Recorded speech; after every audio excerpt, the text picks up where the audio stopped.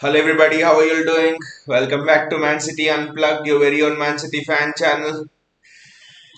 The games just keep on coming, When a lot of people, the media, a lot of Arsenal fans, when everyone was literally telling before last Wednesday's game that this Arsenal versus City will be the title showdown and everything. A lot of City fans had this feeling. It was relayed by Kevin De Bruyne as well afterwards that the difference is the difference with Arsenal is that was the biggest game of the season on last Wednesday versus City. But we have had two games against Bayern Munich. Literally every game since we dropped points against Nottingham Forest, every game was a final to us. We have played literally what 8 to 10 cup finals before Arsenal's game actually. So I think that was the difference in attitude. City, right from Pep Guardiola's press conference to right from Gundogan, who just spoke before the game, to everyone. You can see the attitude of Kyle Walker, Kevin De Bruyne, everyone who spoke after that victory. Everyone was like, this was just another game in the title race. The game against Leicester, for example, was as tough. We could have conceded 2 goals at the end and it could have been 3-3.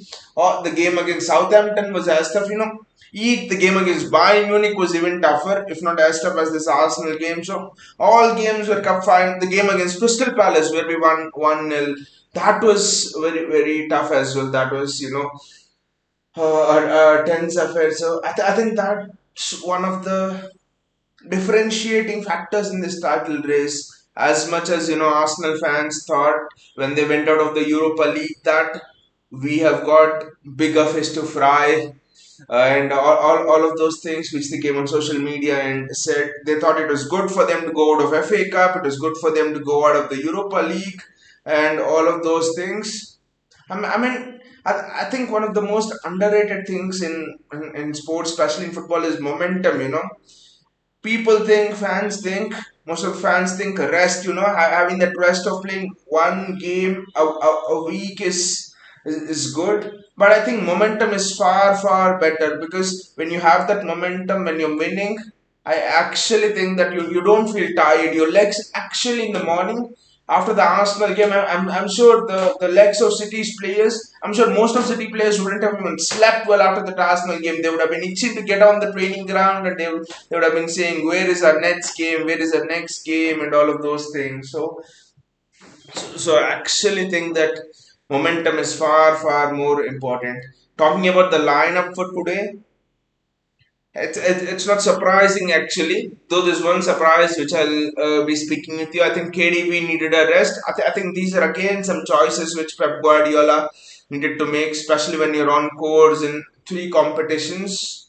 For example, against Leicester, we had a semi-final second leg against Bayern Munich. He removed De Bruyne, John Stones, Bernardo Silva. I think 3-4 players at half time against Leicester, and he removed Rodri as well, and we conceded, and we could have thrown away points there. We just saved with the skin of our teeth. But that was again a risk Pep needed to take. He could not have played Rodri for all the 90 minutes against Leicester, and 2 days after that play 90 against Bayern. That was impossible. So I think De Bruyne not playing. It's a risk at some point you need to take. I know why Haaland is playing every game. The reason is he's not gone to the World Cup. He's had that 2-3 months rest, which De Bruyne doesn't have, and Bernardo Silva doesn't have, for example. So that's another thing actually that Haaland is playing every game. But Alvarez in for De Bruyne, don't think that's actually a bad move. That's actually a very good replacement, I'm thinking. And then Mahrez in for Bernardo. Mahrez, scored a hat trick, and I think Pep feels probably that there's not as much, defensive things, defensive protection required on that side for Walker as he thought against Martinelli. Not as much work rate. Not that Mahrez doesn't offer work rate, but he doesn't offer as much as Bernardo Silva. I think no player in the world at the moment offers as much work rate as Bernardo Silva. So that's something very. So that change, Mahrez coming in was inevitable. Scored a hat trick in the FA Cup and stuff. But Akanji at left back is again interesting. There have been things after the, especially after the Arsenal game, people seem to have got up and they seem to have taken notice of how Pep Guardiola is utilizing his fullbacks. When Ake was injured and we thought it was a problem before the Arsenal game, especially, Pep just rubbished it because when do you need a left-footed attacking left-footed left back, right? When do you need him? When you go forward and he puts crosses into the box. Putting a cross into the box of your left foot is easier of your left hand side than chopping it into the right foot, right? But when you're asking your fullbacks just to defend 1v1s and occasionally come forward, attacking impetus is not needed from those fullbacks. Why does it matter? A right footer is playing it left back or left footer is playing it right back. In fact, on the contrary, I would say that it makes it much more easier because Akanji right footer, the left sided winger, will have to cut in, which means Akanji will have to defend it on a stronger foot, which makes it easier for defending. So Pep Guardiola sort of changed the roles of fullback, and that's something that I found very interesting. And it's quite fascinating that when Pep Guardiola came here to England to City, it almost seemed that it was the case that fullbacks are pivotal to Pep Guardiola's style of playing. Fullbacks are pivotal to what Pep Guardiola does. Fullbacks are important, and they were important back then. But right now, if you see, he's almost he's almost taken a step back and is reduced the impact of. I mean, fullbacks are still important, but they were not as important. The play didn't revolve around the movement of fullbacks as much as it did even a year ago, I would say. Even a year ago, even the starting of the season, you were like, fullbacks inverting inside and all of those things. But right now, there's nothing of that sort. It's nothing of that sort. It's a very interesting tactical adaptation from Pep. And the fascinating things about this is he has adapted tactically in the midst of a season. He has tried different tactical systems, and along with all that, he's also had the courage to fight the title race. We could have just been like Liverpool, just drop off, not be in the title race, and everyone would just say City going through transition, this, that. You could give excuses. We are learning how to play with Haaland. We didn't have Haaland for the last 3, 4, 5, 6 years, however much time Pep has been here. Lot of excuses you could have thrown. But the greatness of Pep Guardiola is he does not like excuses. He wants to does not want to give excuses. He wants to be there. He wants to perform, not give excuses. So that's a fascinating thing. Keeping up with the title race, keeping in touch with Arsenal, as well as adapting your tactical system. Because look, it wasn't easy. Arsenal got, many people forget this, but Arsenal got 50 points in the first leg of this Premier League season after the first 19 games. 50 points. That means you're on course for Premier League title winning season, right? You're on course for 90 to 95 points. And Pep has fought that. Pep has fought that, irrespective, in spite of not knowing what his best system is, in spite of not knowing how do you play with Haaland and De Bruyne are both, in spite of not. And in December, January, what was our state? We could not bloody beat anyone even at the bottom of the table. We were like leaking goals left, right, and center. We did not know what to do. Our defense, we did not know what our best defense was. Pep did not know whether to play Foden or Mahrez or Bernardo, or that he was just outright there was a lot of trouble, a lot of noise coming around that Haaland isn't the best for this team. De Bruyne was out. Ruben Diaz was sitting on the bench. It almost Cancelo was being sent off to Germany. Laporte was not getting chances. Walker was on the bench. People were telling that Pep has fallen out with the squad. This might be Pep's last season. All of that noise coming in. The greatness of Pep is, in spite of that noise, he's insulated his team, and not to forget the charges. He's insulated his team and everyone from that noise, and still he's come out as the leader and has driven the team to compete with the team that has gained 50 points in the first leg, and we have hunted them down. This is a significant marker of how our season has gone. And job is not done yet. We need to complete the job. We need to complete the job. And City have kicked off, and it's Edison with the long ball. Are we gonna play long balls against Fulham as well? I don't know. But we cannot do what we did against Nottingham Forest in this game. We need to go and back up that win against Arsenal. We cannot give them a sniff again. We need to be clinical. In that Forest game, it wasn't that we were bad. Our revolution, in fact, started with that Forest game, the tactical system of the season and stuff. But we missed a lot of open chances, easy chances in that Forest game. We just cannot do that with Fulham here. And that too, we are away. So we need to be careful because the next two games are West Ham at home and Leeds at home. And then we have the semi final with Real Madrid. So this game, a tough away game, this will be vital.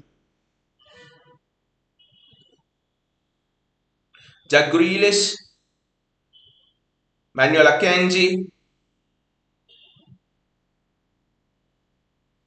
I want to see us get fast off the blocks, and then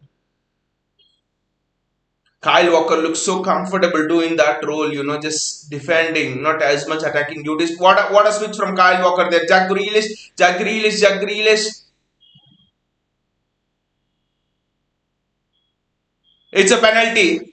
The referee has given a penalty here to City. Early on, the referee has given a penalty. Early on, the referee has given a penalty. Is it a penalty or not? Let us see.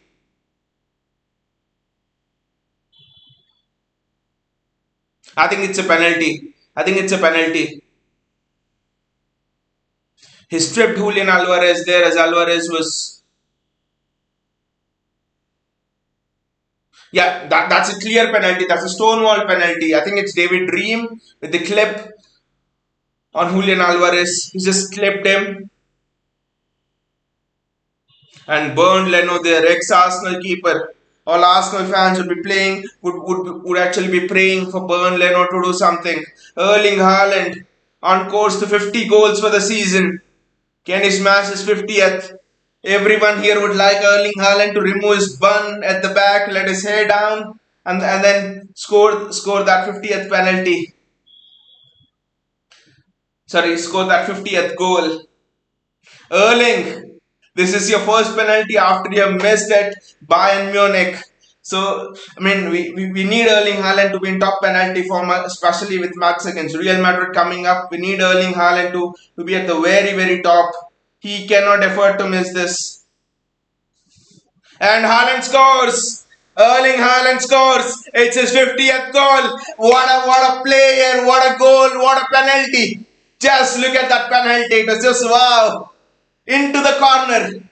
Two goalkeepers are not saving that. Erling Haaland. And not just fans, a lot of pundits, a lot of rival fans, a lot of pundits, a lot of media people said that Erling Haaland makes City worse. Erling Haaland does not allow City to play their own way. And look at him celebrating his 50 goals of the season. What a player, what a man. Love you, Erling. And I'm sure he loves the club, the fans, everyone as much. When I says Haaland 50th goal, come on City. Haaland is a special kid, is very, very special. What a penalty, right, Vinay? I don't think Haaland cares about which way the goalkeeper dives. He's like, I'll pick a corner and that's it. Now we cannot concede a goal here. We just have to build on it. I just want to see a match where it's, smooth sailing for us so that we can relax. We can give Maxima Parone some minutes. The bloody Calvin Phillips some minutes and stuff actually. A lot of games have been pressure games, right? Right from that Forest game, every game was a pressure game. But the switch from Kyle Walker, I think, who made the switch, it was just fantastic. Switch was just fantastic.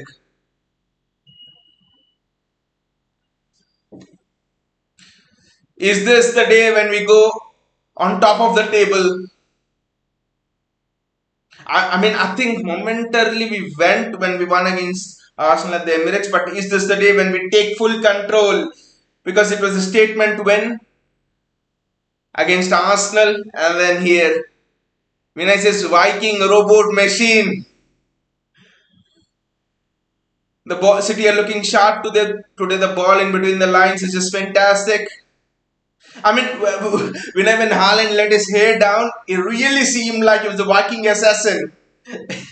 Sharpshooter. Wow. Fulham are pressing high.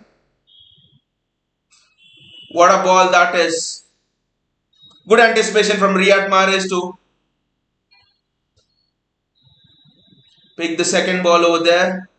And that's again well covered up by Julian Alvarez. Alvarez is almost playing a second striker there. This is interesting. The system is very interesting. Manuel Akanji, Kyle Walker, Riyad Mahrez.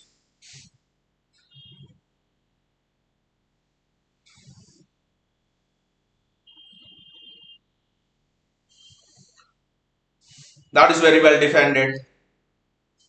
Fulham are coming out. Can we hit them on the break? Fulham have to come out.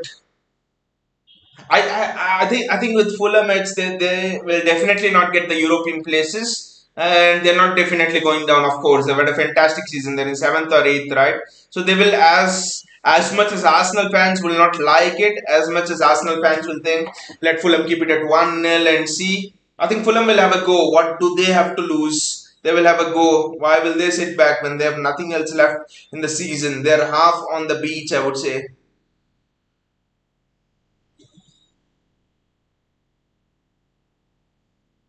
Good passing, patient passing. What a ball from Kyle Walker.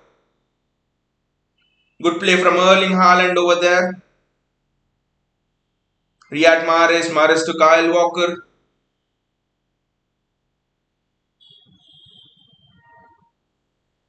I think City are playing so much on our right hand side, on their left hand side. We must be careful of Fulham's fullbacks. Both Kenny Ketty and Robinson are very, very good. In fact, we were linked with Anthony Robinson as well. So, to be careful. Riyad Mahrez with the space. Walker on the overlap. Julian Alvarez, he goes back. I think we need to get the second and third goal as fast as possible.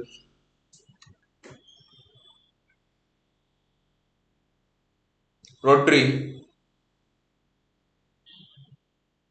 Manuel Akanji,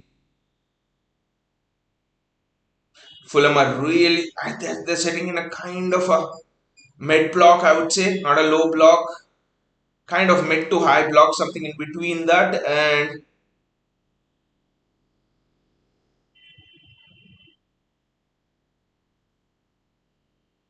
we need to be careful. Some people in Fulham, especially the front line, I think Andreas Pereira and all, they press really well. Jack, Jack, Jack, Jack, Jack. Almost fell for Erling Haaland.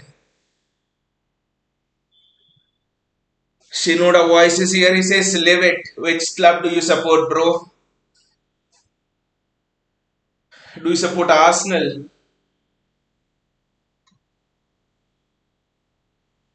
Mahrez is offside anyway there, but the attempt was good and the save was good from Leno. City are looking sharp. You're pressing well.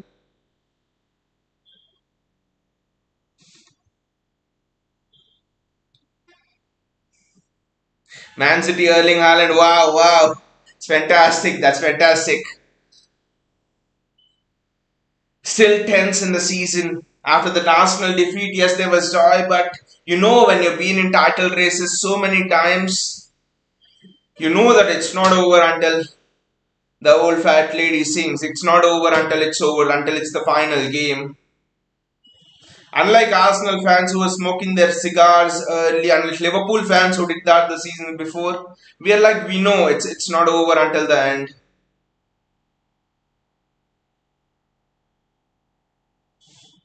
Oh, Fulham are coming here on the attack, and that's good anticipation from Kyle Walker. And they're stretched now. Fulham are stretched now. Erling Haaland is free. I think it's a 2v1 at the back. No, Fulham have recovered. For a moment, it was almost a 2v1 at the back, but the cross was very difficult. You almost needed a KDB to make that cross. Jack Grealish, Manuel Akanji. Yes, boys, you can say whatever you want. This is a platform for opinions, right? So you can say whatever you want. There's no restriction.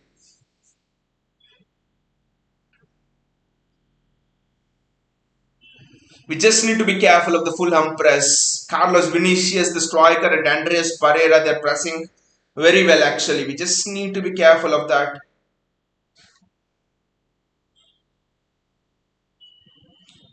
Ah, just lost the ball over there. I think it was Julian Alvarez. Just bloody be careful of the press, guys. Be careful of the press. That's a good run down the flanks. That's a very good run down the flanks.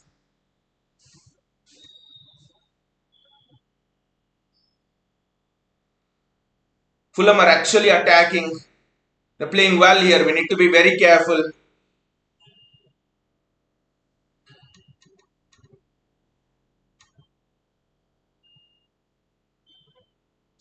Akanji's first touch is excellent.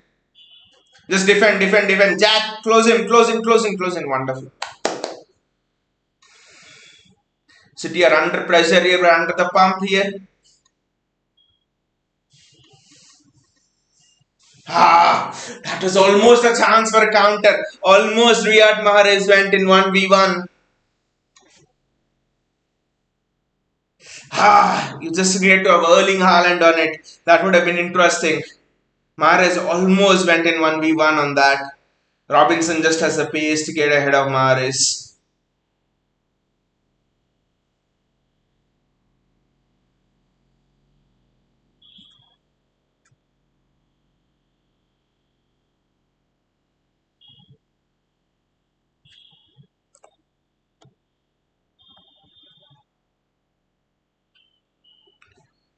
Just a little bit of pressure on us defensively. And good that we were able to sustain it. On we go after that. Just need to score that second goal and take the air out of this game.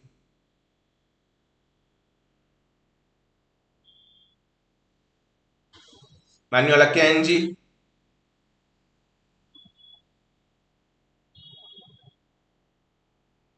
Jack Grealish. Now we know why Jack Grealish is there. He's simply unpressable.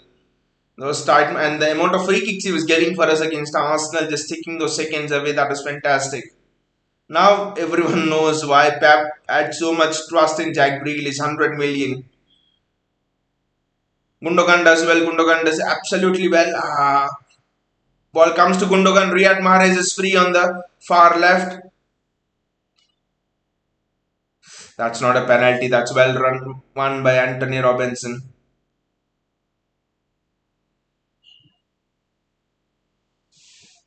That's well, captain. Gundogan. John Stones. I think Stones is not coming into the midfield in this match. He is actually. He is. He is a bet. He is, but it's not as predominant as it was in the previous matches, like against Bayern and all. He is coming into the midfield, playing alongside Rodri. It's a back three with Walker, Erling Haaland there on the half turn, and Jack Grealish. Weak shot, Jack. That's a weak shot. Just needed to curl it into the far corner. Jack, it was so well set up for Jack Grealish over there. Probably think Jack Grealish could have taken a touch and then he could have done it. I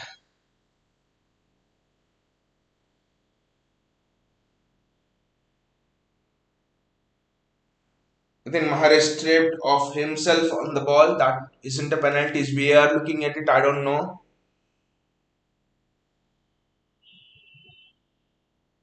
No appeals from Mahrez at all. So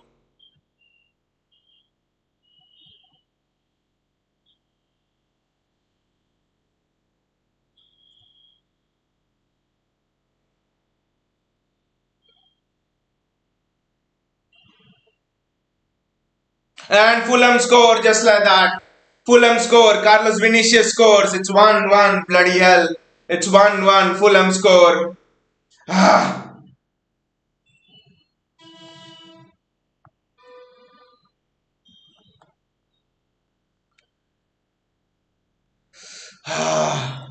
Start which no one actually expected.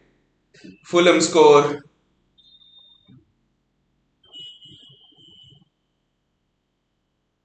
Second ball playing with two strikers and Fulham score. What a goal to concede.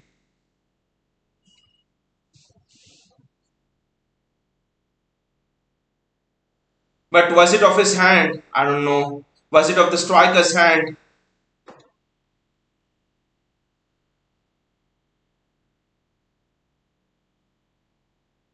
It wasn't, I think. It's bloody 1-1. What the hell?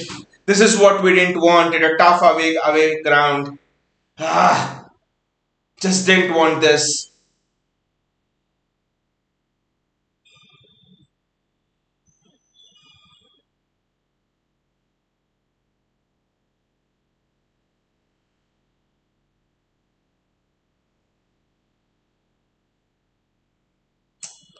Ah, I'm sure a lot of Arsenal fans will be celebrating this goal more than the Fulham fans. Tough away ground and just did not want this.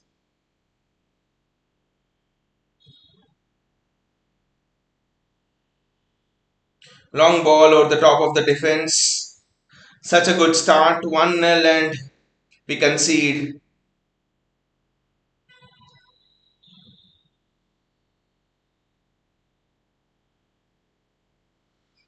Ball out to Riyad Mahrez.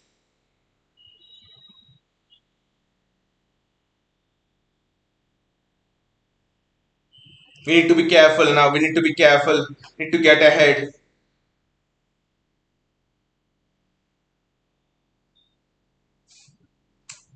Ah, what a nice start. And I thought it's nice if it could be plain sailing and stuff. And it's not. Arsenal go back on top as it stands. Though we have that game in hand, I know.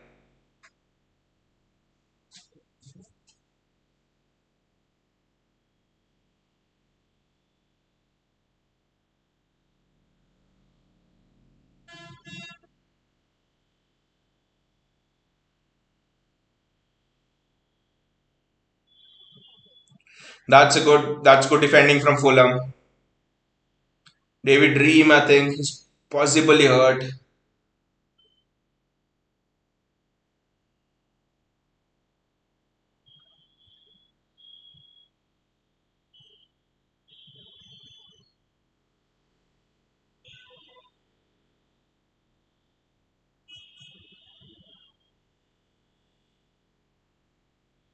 Alvarez does well to get the ball, and then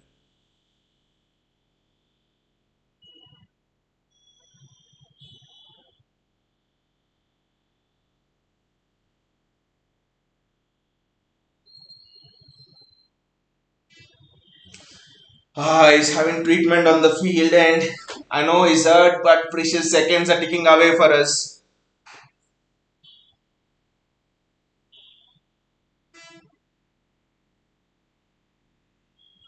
How the hell did we concede that goal? It is 1-0 and it was going so well. Long ball over the top, playing with two strikers up front, I think.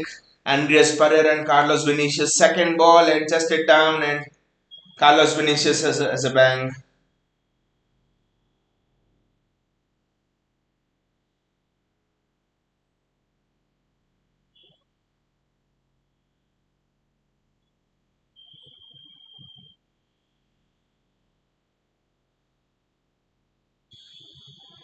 There's a lot of time being wasted as well. Just need to be much more sharper because there's a chance for us to go top. There's a chance for us to go top of the table. Just need to stay focused here. I'm like in a bit of shock after that, after Fulham scored, after that goal for Fulham went in.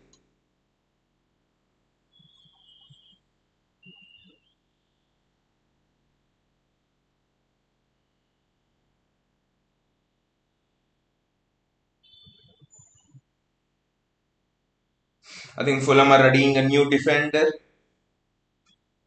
We have our very own Tosin and Rabiot there. In the heart of Fulham defense, good to see him doing well at a Premier League club. But so much time, so much break in play, so much time being wasted here.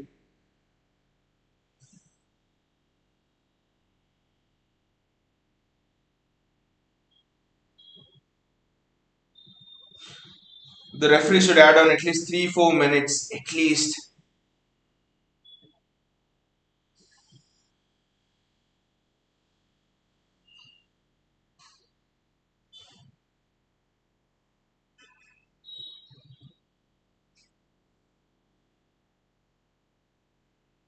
I think he has pulled something in his hand, David Dream.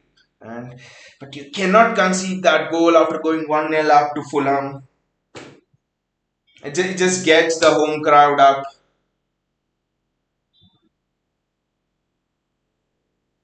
Isadi up comes on.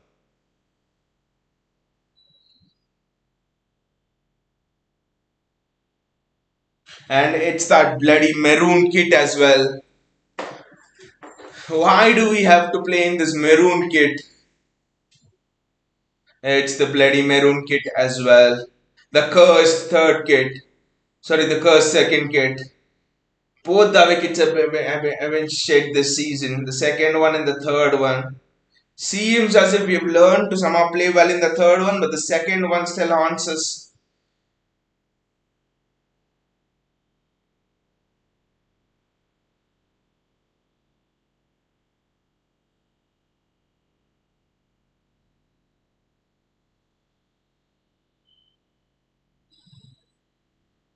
Fulham are attacking now. They're attacking in numbers.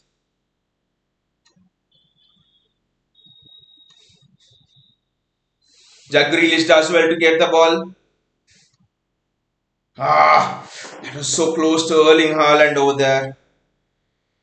Fulham are just going for it. It's now end to end football. No one sitting back here. It's end to end. Fulham are not sitting in a low block and stuff like that.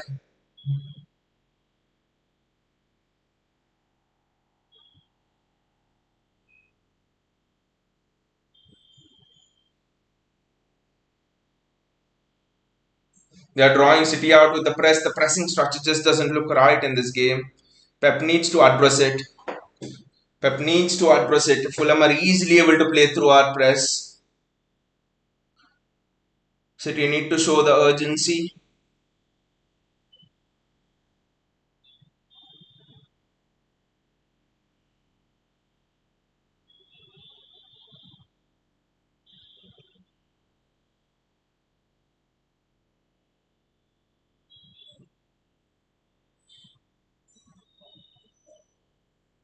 Kyle Walker,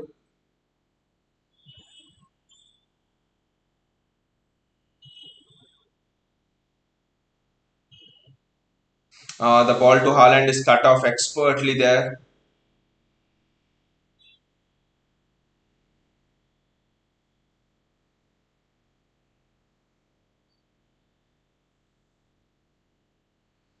The Fulham player was offside and we get the ball back. I know it's just 23 minutes, but looks like we are in for a tough, tough day at Craven Cottage.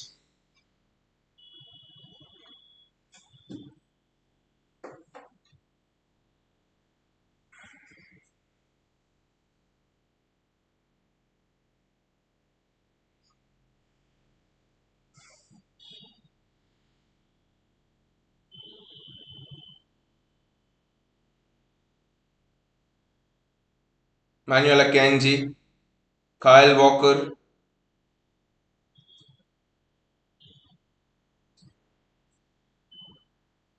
Akanji,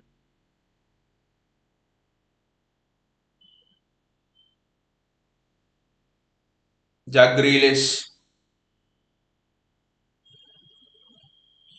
Jack Grealish making mistakes now. Rodri. Fulham are just pressing us left, right, and saying, the pass cut off again. Why are we playing expensive passes? Let us just play one touch football. Fulham are again on the break.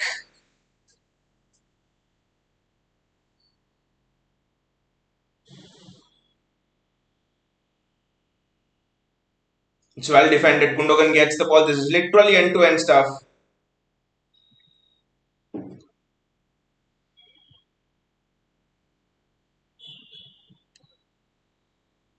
Erling Haaland's in. Just slips over the ball. This is literally end to end stuff. Haaland was onside. He was very well onside. The defender just got the touch there when Haaland wanted to take it on the inside, I guess. Haaland just. Just slipped over himself over there.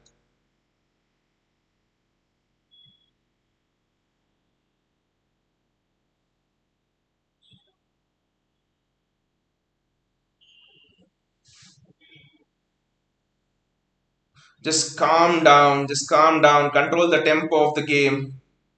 Ah, we've given the ball away again. I just can't believe it.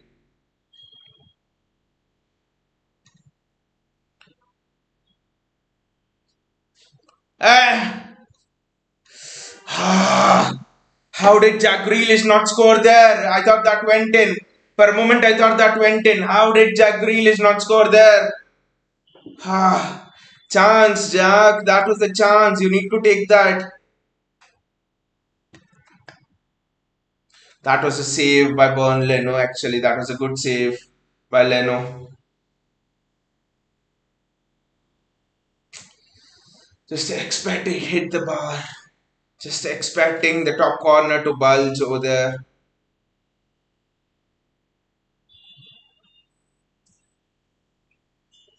And then I think it comes of Alvarez. That's a foul and City get the ball. It's just been an end-to-end game.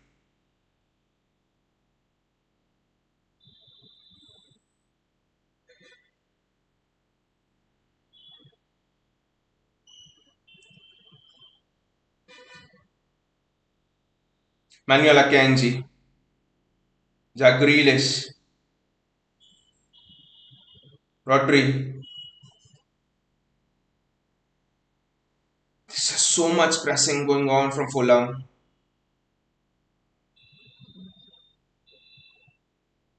Kyle Walker.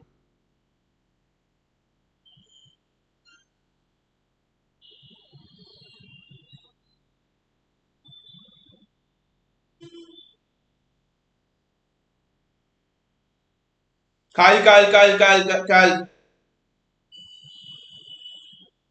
Ah, that was good defending from Kyle Walker over there.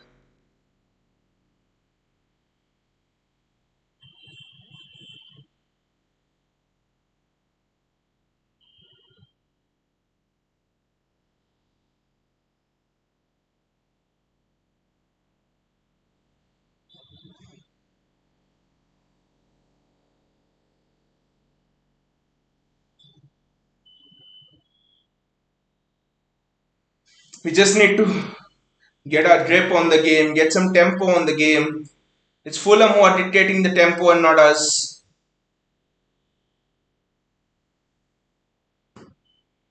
Kenji. That goal was a bit of a freak from Fulham, I know that.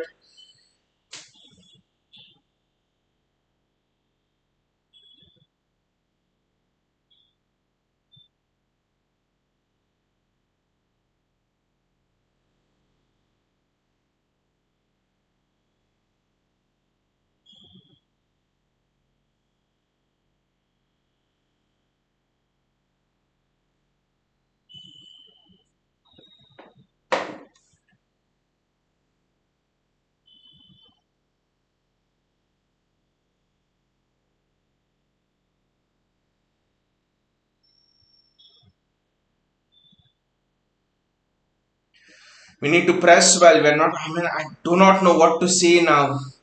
It's just like Fulham are controlling the entire game and it's really hard to see.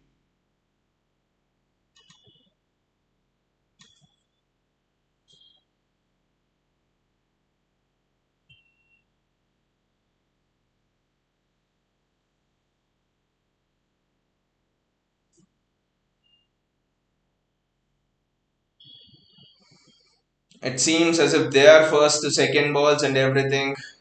What started off as a great evening, Haaland scoring his 50th goal and stuff, it is almost turning to a nightmare for us now.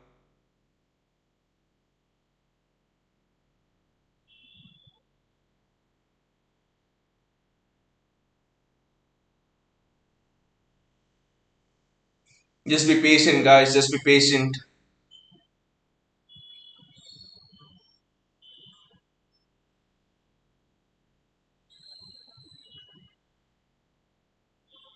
Again, people will be wondering, did you make a mistake by not playing Kevin? But it's the risks you need to take when you're going on three fronts.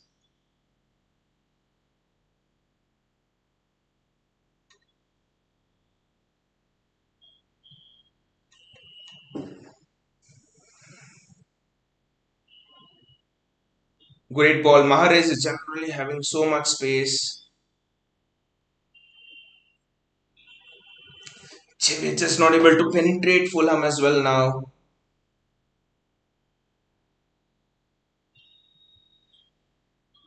Good switch there to Manuela Kanji. Jack Grealish is playing on the inside. Gundogan.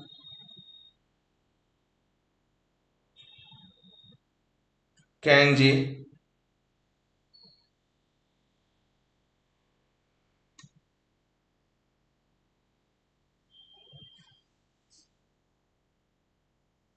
It's a Fulham free kick, and he had to concede that free kick. This Fulham striker, Carlos Vinicius, is just giving us a lot of trouble.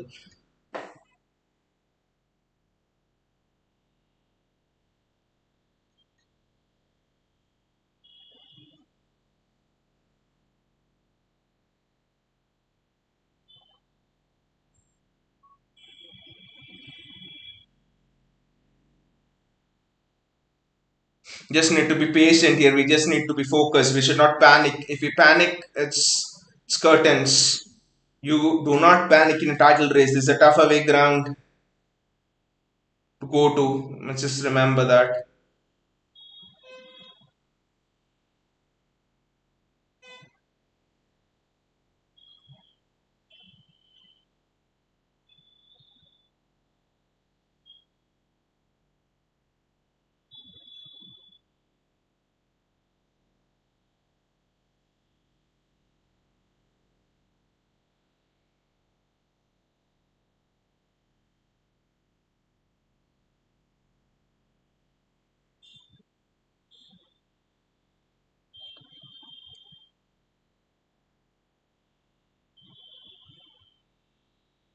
Mahrez is losing the ball more often than not, but it's now 1-8 for City. And it's Jack Grealish with the ball. Ah, wasn't a good strike. Wasn't a good strike by Jack.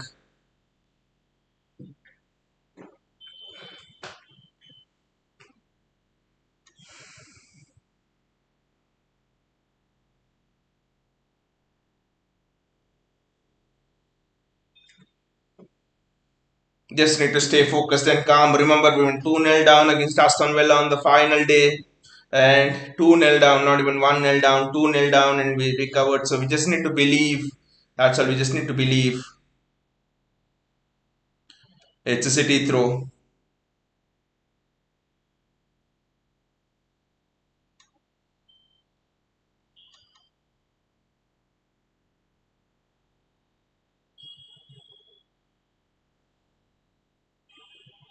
Ah! What a stupid pass that was. And Gundogan won it well, but the referee has given Fulham a free kick. That's fine. But again, what a stupid pass that was. Misplaced passes. This is not what Pep would be wanting actually from City. Especially after what we have done to Arsenal at the Etihad.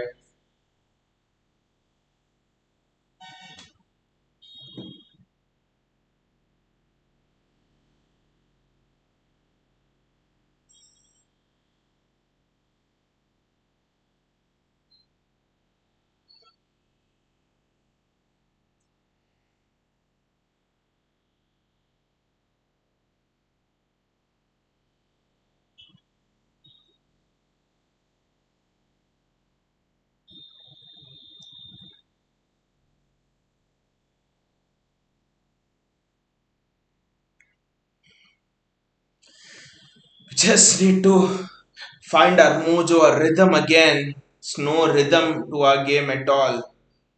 Yes, Haaland scored that penalty, but how many chances have you created after that? Yes, Jack Grealish had one or two good chances, but that's all. Nothing for Haaland today. Absolutely nothing for Haaland except that penalty. So, and Fulham are even playing out from the back.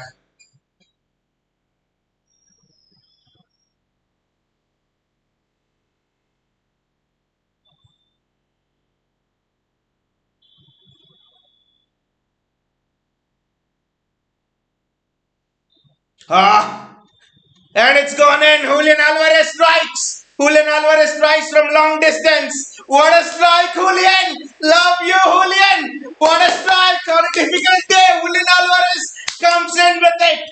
Wow! What a strike, Julian! What a strike! Let us look at this again.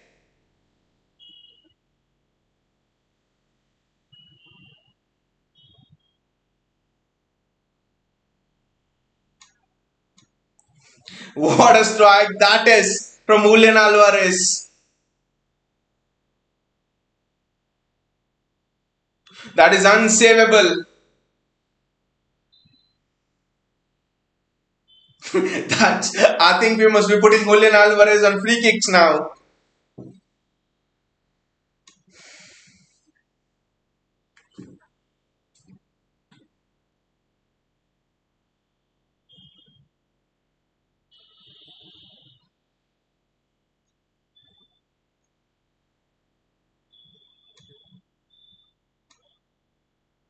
What a goal from Julian Alvarez.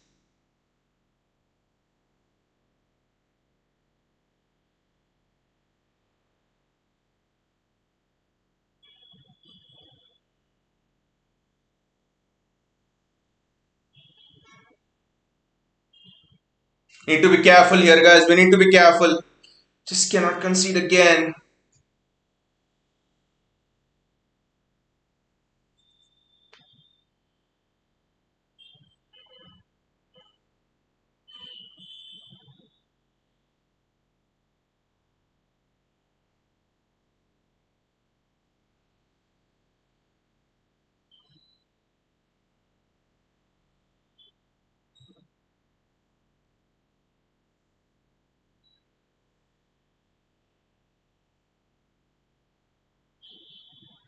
Ah, playing some risky passes.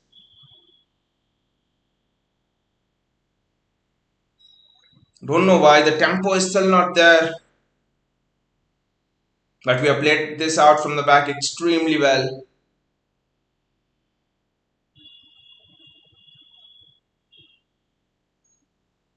Julian Alvarez, Rodri, Gundogan, Ruben Diaz, Kyle Walker,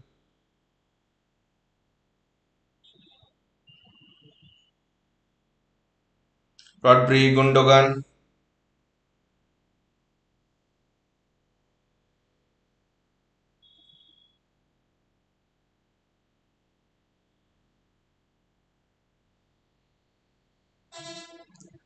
John Stones, and Ruben Diaz there.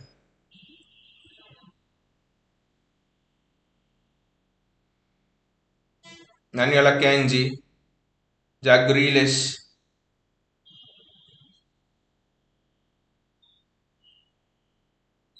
That's a foul on Jack Grealish there. City get a breather, and I mean we need to be careful. We need to be extremely careful. Second ball to Jack Grealish.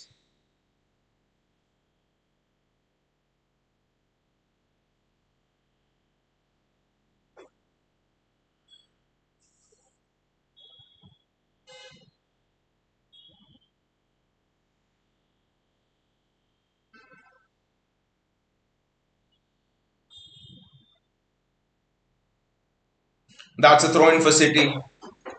I don't know why we are just putting in long balls because the Arsenal it's understandable, but with Fulham, need to pass it. But I know Fulham's press is intense as well.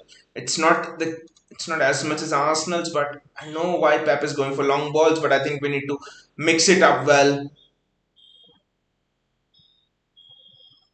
Jack Grealish, Mahrez is the one who's having so much space.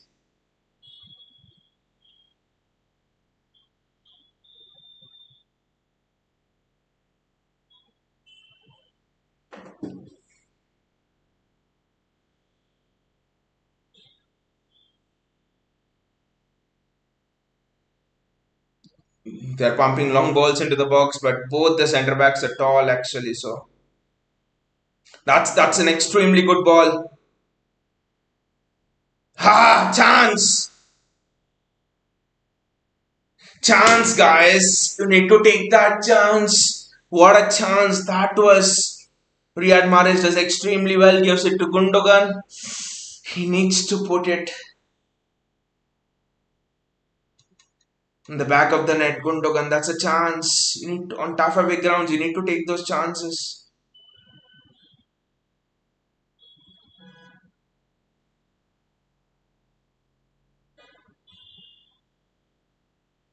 It's a City throw in.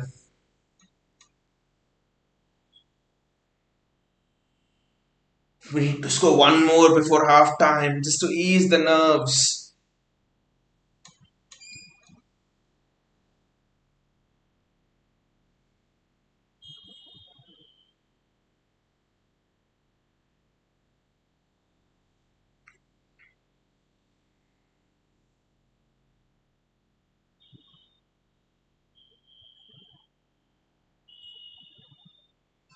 Fulham's press is again intense.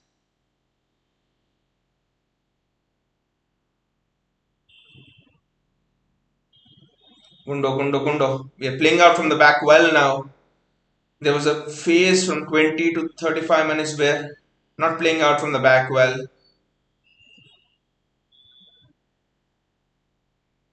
Manuel Akanji, he's coming forward so much.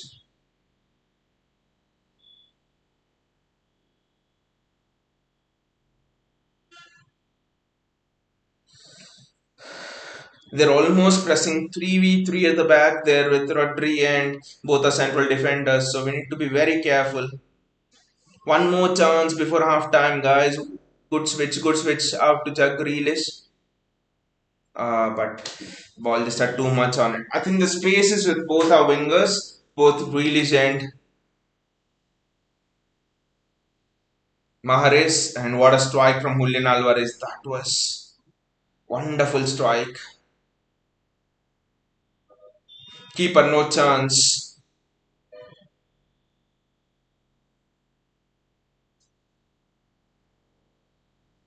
No chance for the keeper. Reactions of the fans there tells you everything about that.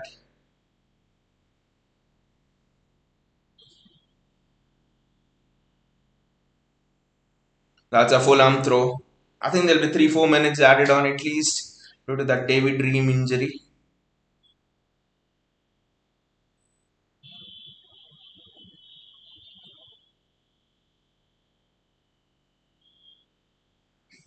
Burnley know they're taking his time on the goal kick. Give him a yellow card, Raf. Give him a yellow card.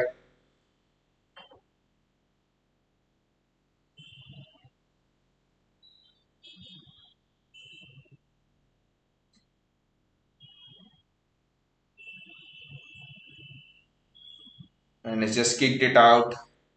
The City throw.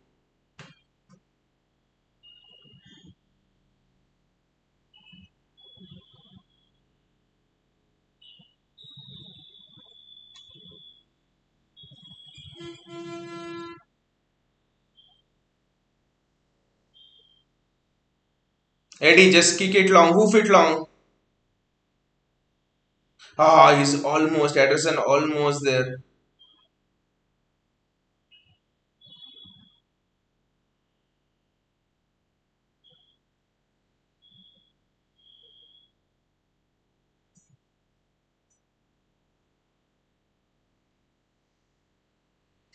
Nasir says hi. Hey Nasir, how are you doing?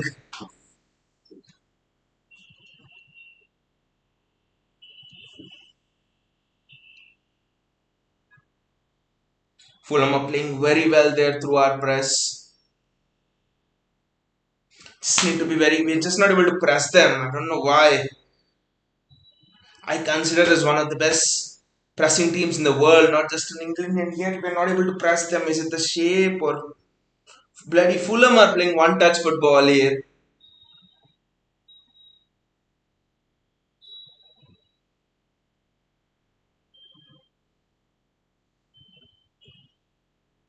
Eddie almost gave up possession last time. Don't know what that was from Ruben Diaz. 5 minutes of added time. I'm good, Nazir. I'm good. Just tensed about this match.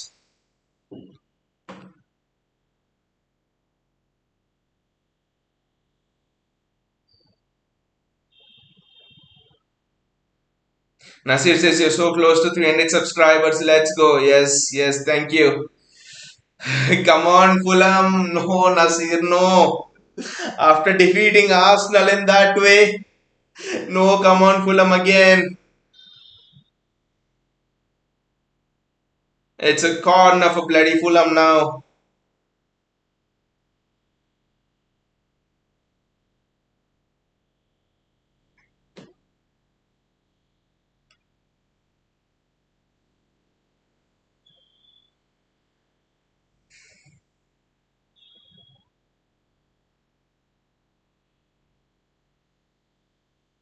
Ah, that was close. Another ball awaits into the box. That's another corner. That's another corner for Fulham. Nasir says, so you're winning, you need to go up, update the score thing. I'll tell you why, Nasir. After Fulham take this corner, I'll tell you why I didn't update the score. Just let Fulham take this corner. In swinging corner. The last one was an in swinging corner as well.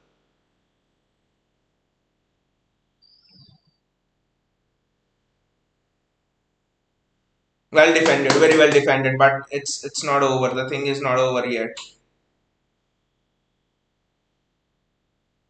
Oh, now it's over.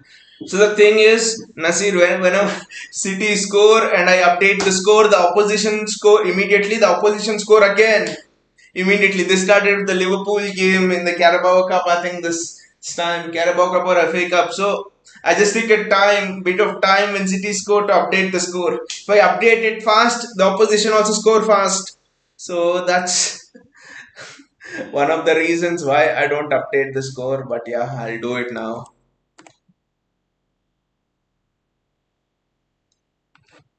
It's a Fulham throw. Fulham are all over us now. Fulham are all over us. Canetete with the throw. City just desperately need half time now. Like Arsenal needed half time at 1-0. Manuel!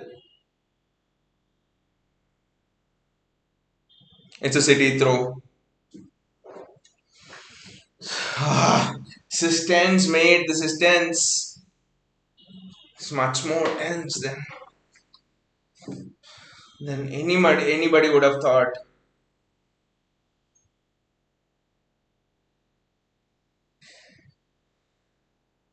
The ball's gone out. Otherwise, I think it was Alvarez who was through. Nasir says, stop giving me PTSD when you talk about the Arsenal game. I'm wondering how would Rob Holding be feeling or how would Gabriel be feeling about what Haaland did to them. They would be having nightmares about Erling Haaland.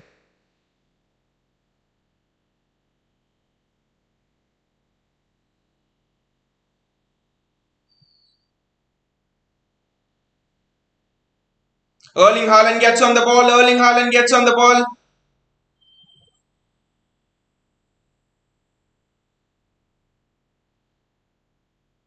Erling Haaland there.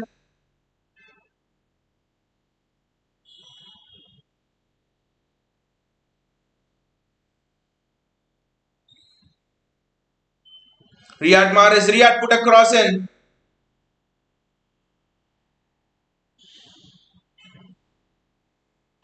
I think that's that. The referee has blown the whistle over there and it's 2-1. It was a tight game. It was a bloody tight game. Wasn't easy at all. It almost seems that Marco Silva matched Pep Guardiola's formation of 4-4-2 literally. He's had two strikers up front. He's given the same headaches of what we are giving opponents, and it's been a bloody difficult thing to deal with. We need to get the third goal as fast as possible just to create that cushion between us and Fulham. Just need to get that one more goal. We've seen in the past against Leicester, for example, at 3-0 we were cruising and Iheanacho 3-1. Madison has a chance. 1v1. Iheanacho has a couple of chances. So One goal cushion is never enough in football. One goal cushion is never enough. It's just gonna be a difficult second half. I think very difficult second half away game. That too after playing in midweek, they have an entire week's rest. A tough game. I know I've said momentum and stuff, but then Fulham would have had rest. Their legs will be a bit more brighter than us. We need to be careful here. We need to try and score third goal as quickly as possible in the second half. The second goal was fantastic from Julian Alvarez. What I would actually like is to see us create more chances actually. Bayaji's finishing wise, Grealish no upgrade on Sterling. Foden on as soon as possible. But Bayaji, the thing is, we're not able to control the tempo of the game. The problem with Foden in these type of games is it will be Newcastle 3-3. What happened there? Newcastle away at St James's Park early on in the season. The same thing will happen. I think if Foden comes, he just can't control the tempo of the game. I probably think we need a Bernardo Silva over there somewhere, probably in the midfield. I mean, I know Alvarez scored that goal, but what I'm seeing is this: there's no one who's able to dictate the tempo of the game.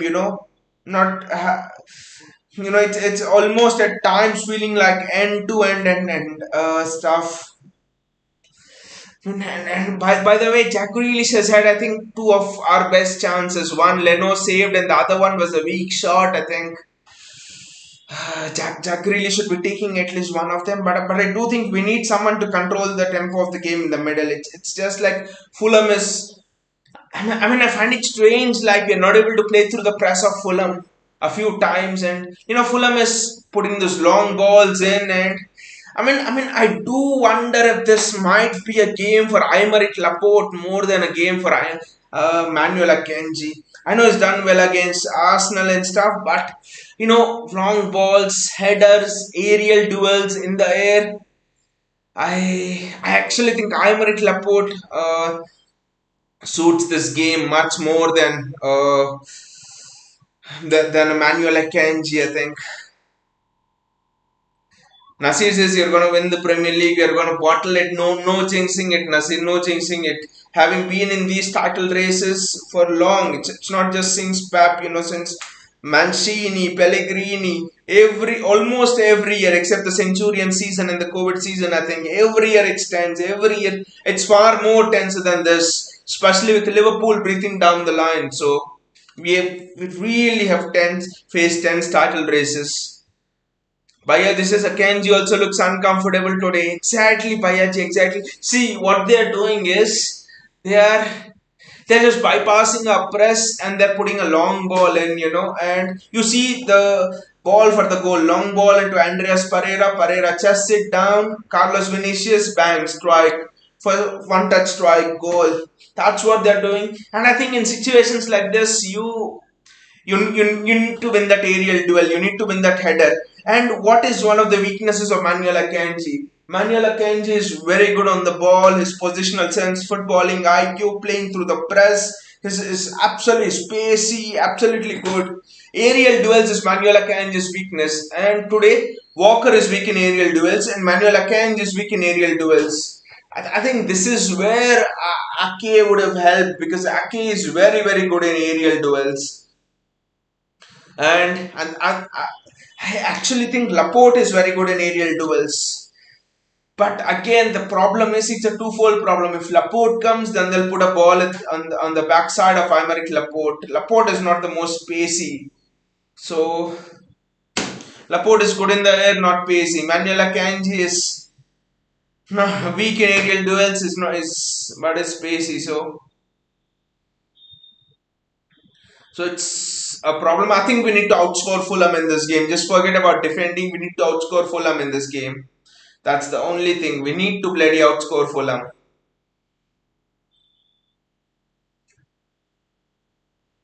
Top scorers in a Premier League season. Erling Haaland, his Is he above Andrew Cole now? I don't know. Andrew Cole and Alan Shearer, I don't know. They're actually showing replays of that Fulham goal. Second ball, and Carlos Vinicius scores.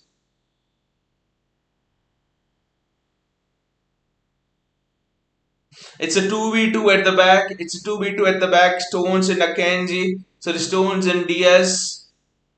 It's just that Diaz second ball, it falls kindly to Carlos Vinicius and he scores in the corner actually. We need to be careful about that. Not gonna be an easy game at all. Not gonna be an easy game. By the way, the goal of Julian Alvarez is very good.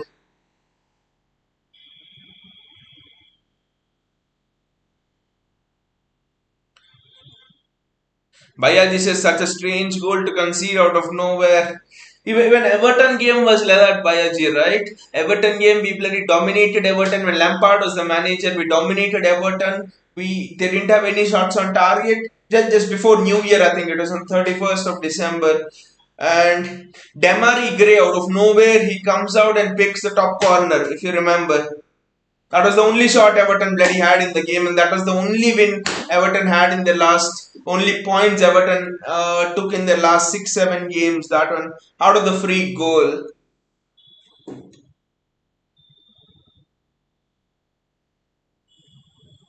Around the grounds, they're showing United leading 1-0 Aston Villa, but they are at home. United are at home.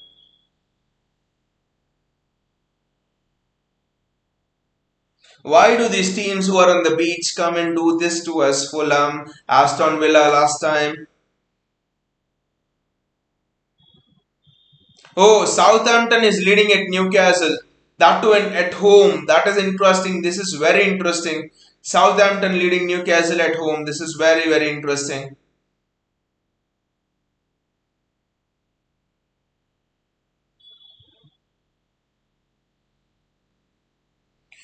Strange goal to concede exactly.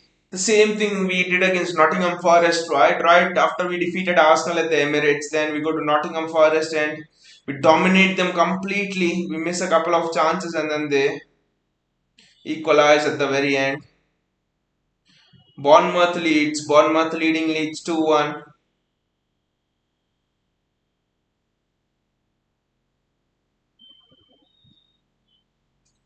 We just cannot drop points today, guys. We just cannot drop points today. That too after beating your title rival, just cannot drop points today. Because we need to keep this buffer. We need to keep this buffer when we play, for example, a difficult game against Everton away, sandwich between the two Real Madrid legs, or Brighton away, for example. That won't be easy, or Brentford away on the last day. We just need to have this buffer there. We just cannot drop points today.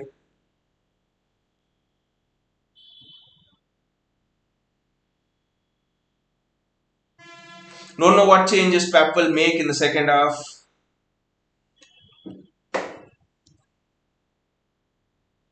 There have been goals all around today, all around in all of the matches. There's no match where it's nil-nil or something like that.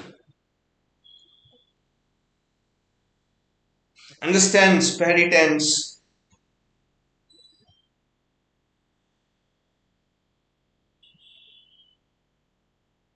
You just can't do that. Lightning just cannot strike twice. You did the same mistake at Forest and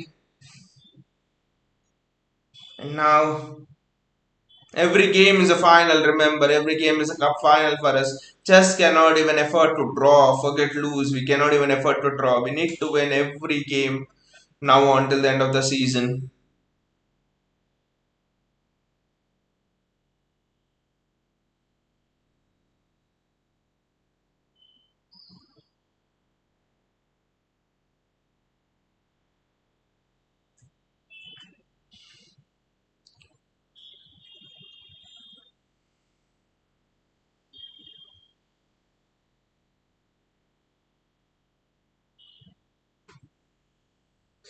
Vinay says Mahrez is off.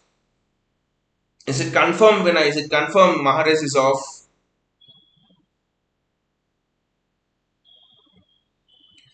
I don't think Mahrez has had a bad game, to be honest. I think it was his chest down. It was his bringing down the ball that gave us a penalty. But Mahrez, I don't think. It's a strange game. I actually think Fulham are copying a tactics. They're pressing for a while, and then they're putting two strikers, literally Andres Pereira and Carlos Vinicius, on a both the centre backs, and they're playing the long balls. So almost similar to what Pep did against Arsenal, De Bruyne and Haaland over there. that's that's the interesting thing. Bhaiya, this is I expect Mahrez to score in the second half. We have to score, Bhaiya. 2-1. I don't want that goosebumpy finish again. We need to score. We need to score in the second half just to have that buffer. We need to absolutely score. The thing is, the exact same chances that fell to Grealish, for example, if they would have fallen to Mahrez on the opposite wing, Mahrez would have buried at least one of them. I don't know why Jack is not shooting them with conviction. There was one ball where I think Haaland played into Jack Grealish. Jack was just coming onto it beautifully with his right foot. He should have just curled it in. Mahrez just curls it in. So, just don't know what's going on with shooting and Jack Grealish. Unai says Grealish had chance to put cross to Haaland. Instead, he shoots. Grealish is not having a good game. I would say he looks a bit lagged and stuff. But then again, will Pep bring in Foden? I don't know because we need control on the game. But then again, Foden. But then again, Fulham have nothing to lose here, so they're playing it end to end. They're not sitting in a low block or something like that. So Fulham are playing it end to end. This game might actually suit Foden more than you might think. Because counter-attacking threat, Foden, Haaland, it suddenly becomes a double. It suddenly will stretch the Fulham back line. I think I would put Foden in place of Grealish. But the only question is again control. How much of control is Pep gonna want to give up at this early stage? Because again, I think it depends on thought process as well. Do you think Pep wants to close it down to 2-1, or does he bring in Foden and say we are gonna outscore you in this match? Honestly speaking, apart from those two Grealish chances, what did we create in this half? Even that end also, it's just looking a bit blunt. We need to create more in this half. We need to create more. I know we can complain about Jack Grealish not putting things in and stuff, but I actually think we need to create more as well. Vinay says Foden in for Mahrez or Grealish. I would say Grealish actually. I would prefer Grealish, not Mahrez. Foden in for Grealish. And also, by the way, this kit, I want this kit and the third green kit. Both of them, the green kit we have improved a bit, but whenever we play in this maroon kit, it's almost like just don't know what happens to our gameplay. Some people might call it a curse kit, but I don't know. Are there any changes? Pep is working out, the players are working out. Both Grealish and Mahrez are coming out, so I assume no changes.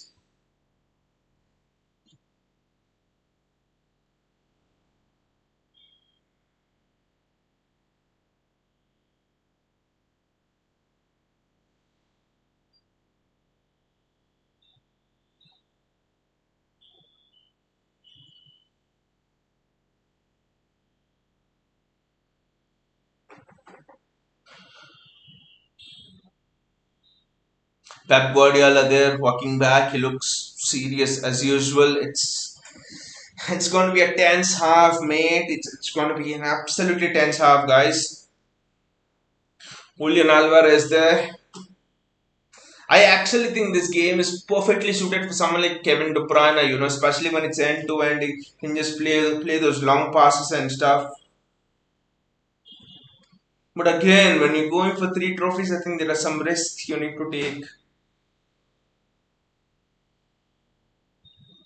There are some gambles you need to take. This might be one of those gambles, I guess.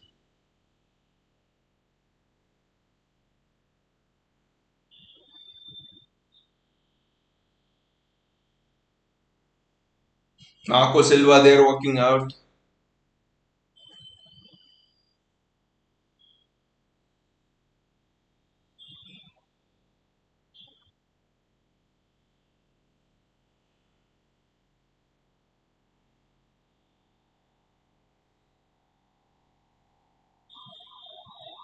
Julian Alvarez there along with Andreas Pereira.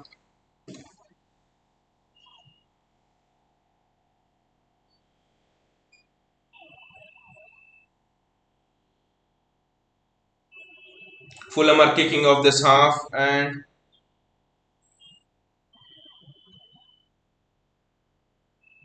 City are already intense right from the word go.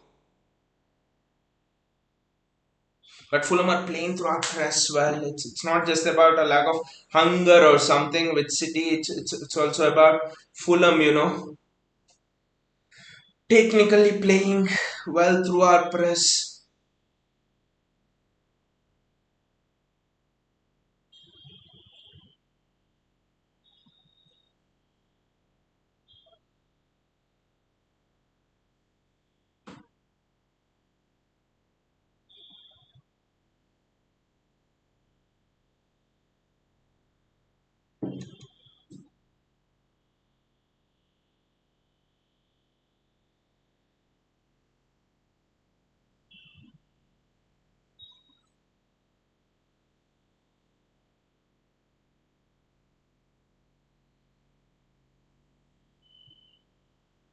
Fulham are just pressing us rapidly.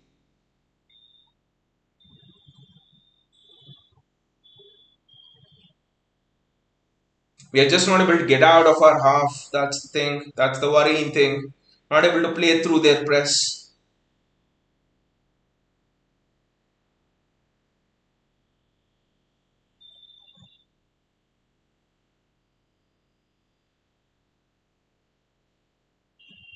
We are just playing it around our centre backs. We're just not able to play through our press. The pressing shape is actually very good.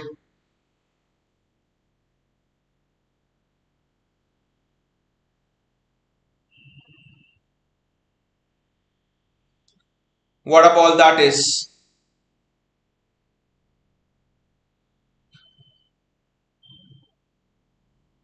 That's a save from Leno. That's a good save from Leno. I think but Haaland should be burying that. What a chance for Erling Haaland over there. Haaland should be absolutely burying that. What a chance for Erling Haaland.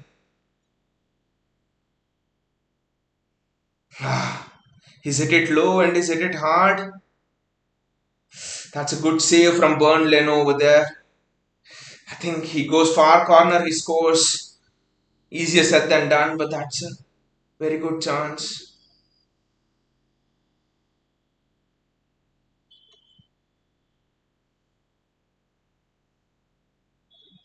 Leno catches it and he's tried to go long.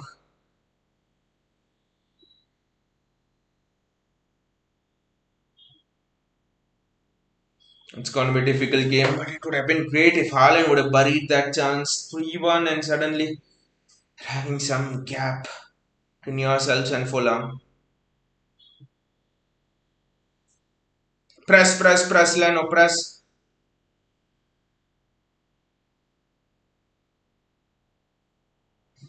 That's a Fulham throw.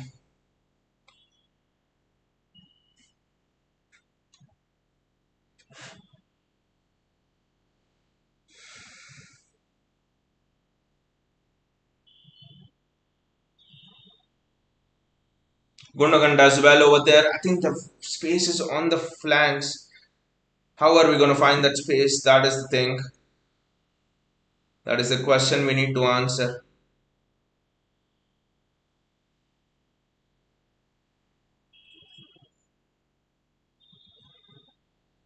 Look at it. Fulham are just pressing so high. Eddie, Eddie, Eddie. Go. Yes.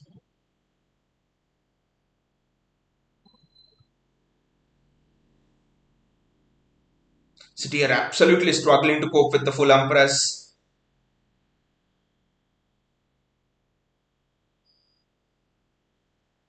We have done well until now, but we are not able to pass it out in our rhythm.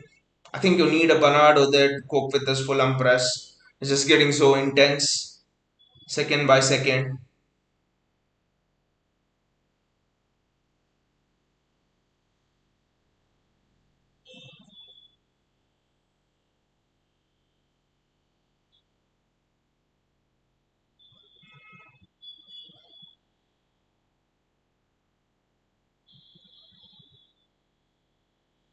I know they want to draw the Fulham attackers onto them, but the press of Fulham is sharp, actually sharper than probably what Arsenal. I mean, Arsenal did not have a chance to press because we always went long.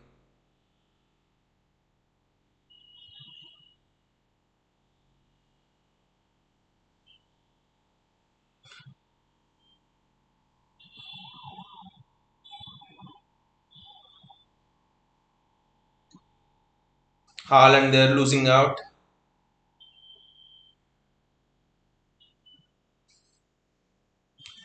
I think it's Akanji who does well and Edison goes long.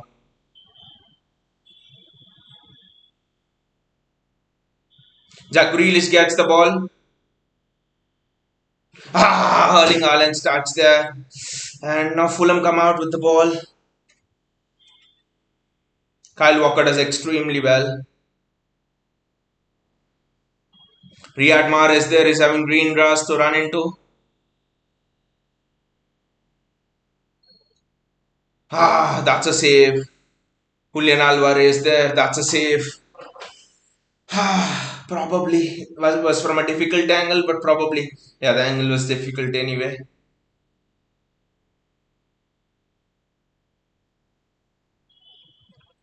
I don't, we have seen Alvarez score from those kind of angles, so I don't blame him for taking a shot.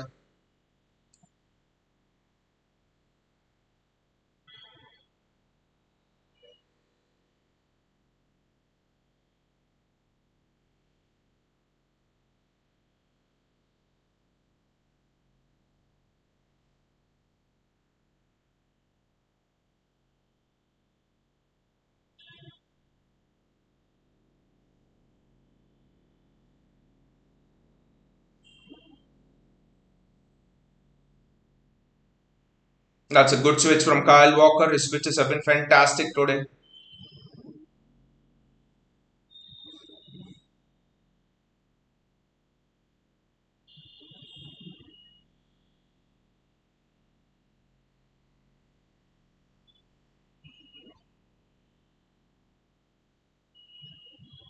Kyle Walker again, City now up pin, Fulham pinned back. This could be dangerous in a way.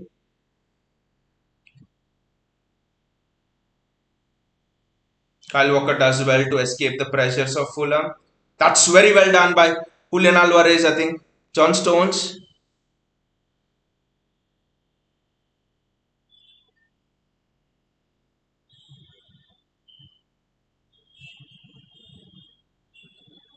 That's a foul and that's a free kick to City.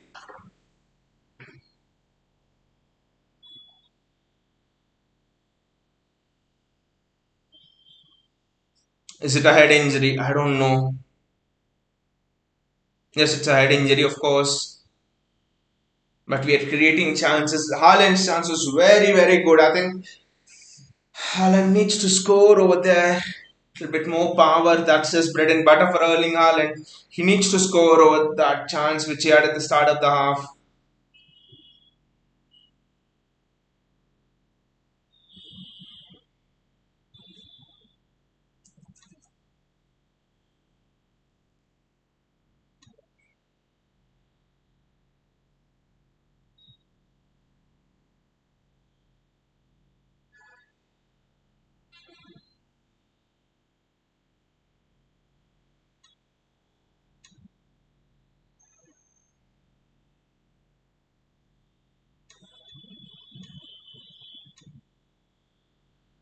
Oh, this is not looking good. There's a stretcher coming out as well. Is Manuela Kenji?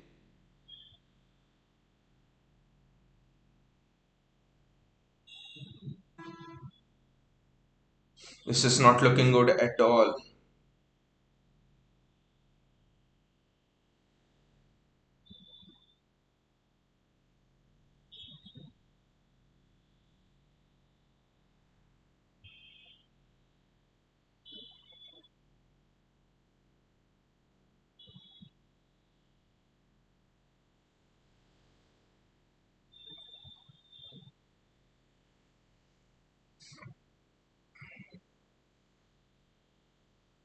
This is not looking good.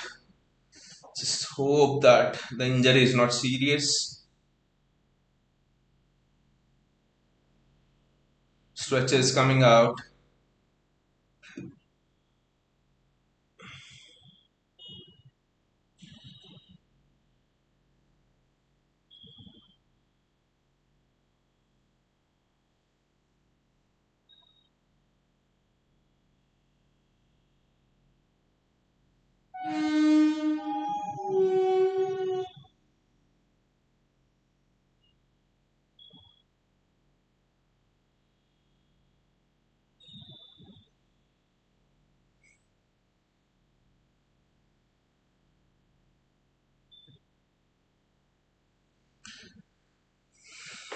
Stoppages in the game.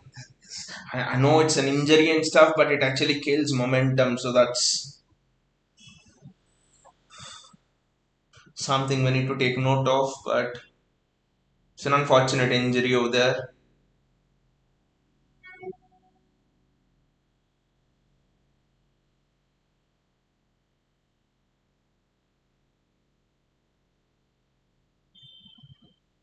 There's absolutely no momentum in the game.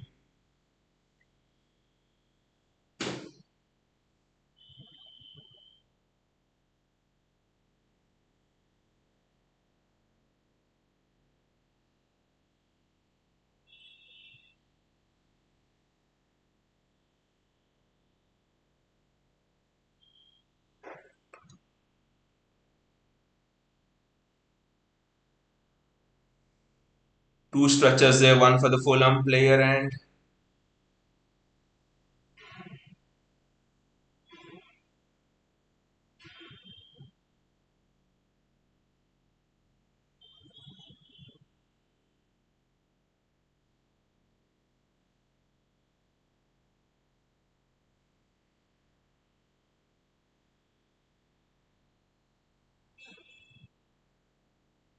who's the one who's gone off injured? I think it's the Fulham player who's going off.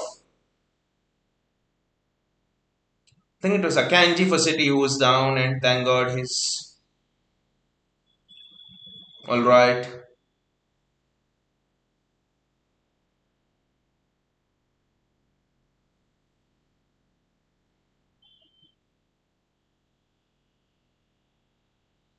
Unfortunate that the Fulham player is going off, but just wish him speedy recovery. That's all.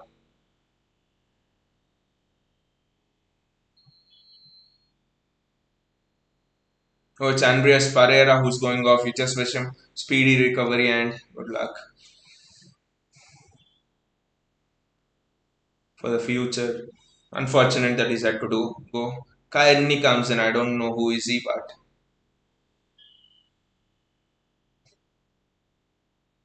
long stoppage in the game. Why do these things actually? Why do these long stoppages always happen in away games for us? I know this was an injury, but against Everton there was 10 minute stoppage where the referee forgot his digital equipment or something. No, it's a free kick for City, and it's a corner for City. It's put out by Dico Reed, I think.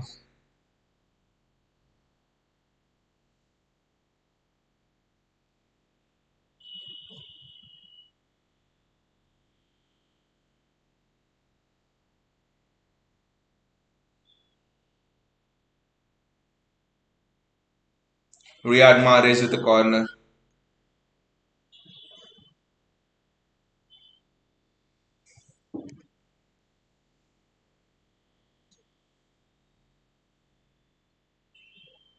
That's well defended there. That's extremely well defended.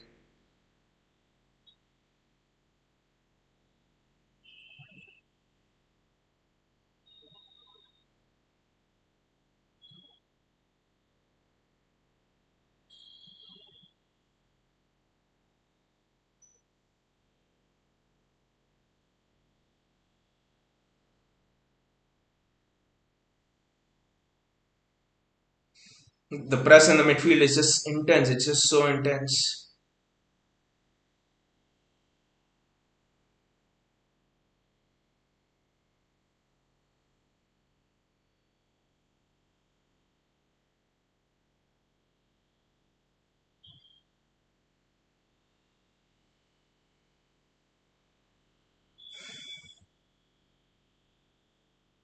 That's gone out, and Diaz had to kick it out. There was some nonsense happening over there, but Haaland does absolutely brilliantly to keep it in.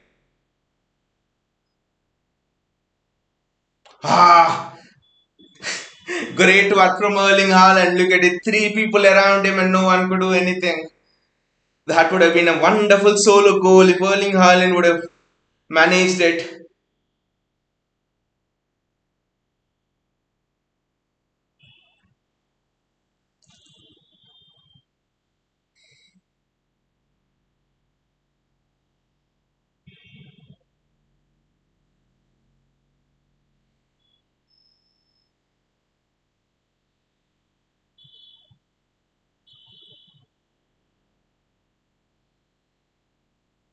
It's a foul on Leno, and the referee gives a free kick for Fulham.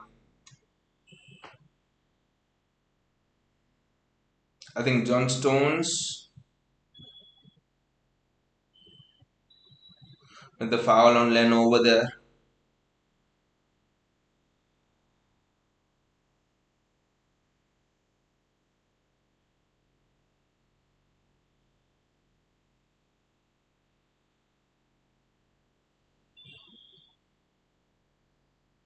Jack Grealish does well. Erling Haaland just doesn't reach Erling Haaland over there. Look at the press from Fulham. It's just so intense.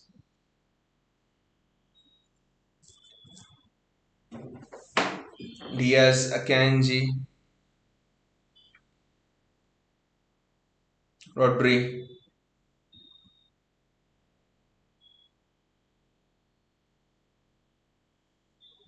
Manuel Akanji. Sorry, Kyle Walker.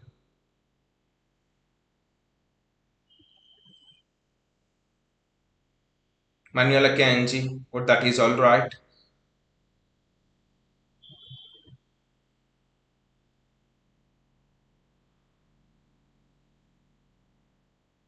Jack Grealish there loses the ball. How many times have you seen that without giving away a foul?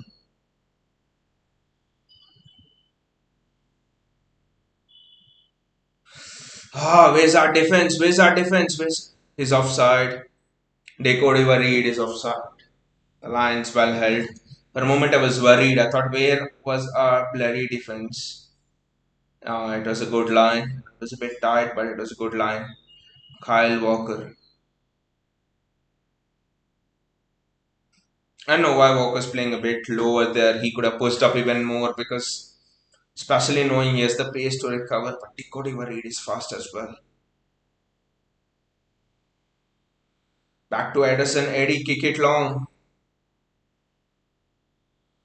Edison almost got on the ball over there.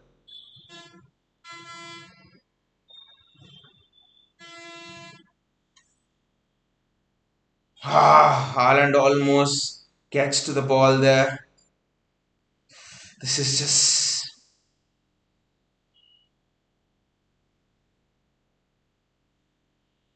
It's going off.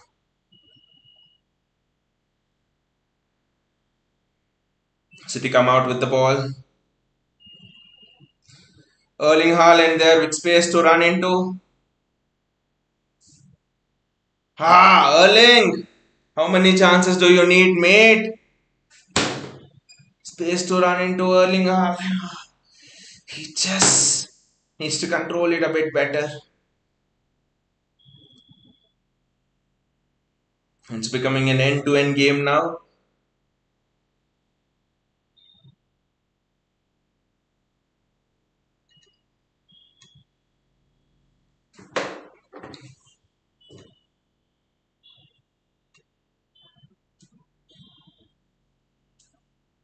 Edison there making mistakes all over the pitch from City. Now, we need to score that third, guys. We need to score that third.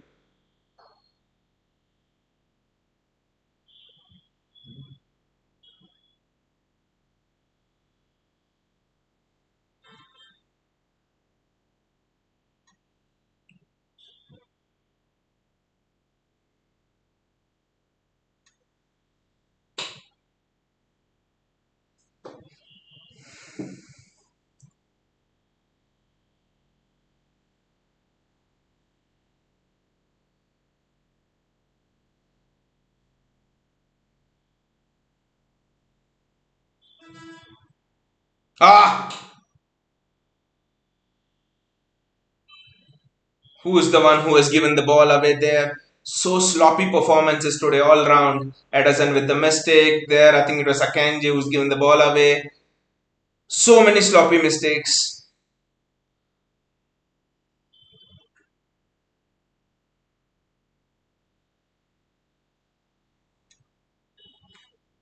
To be fair, Edison recovered his mistake, but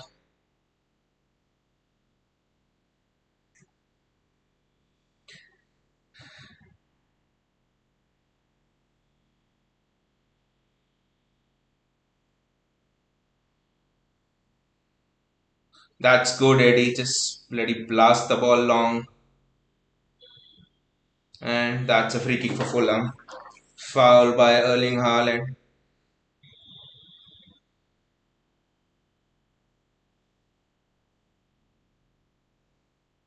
Edison does extremely well to get an arm there on the ball, otherwise, he's giving away a penalty.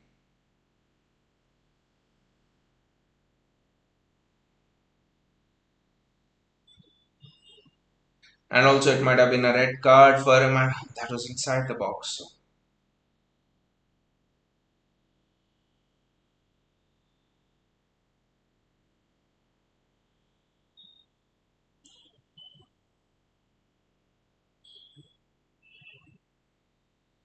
It's just becoming difficult and difficult for us. Why can't we bloody score a goal when Fulham is leaving so many chances? So much space in behind for Erling Haaland to run into. I will just not understand.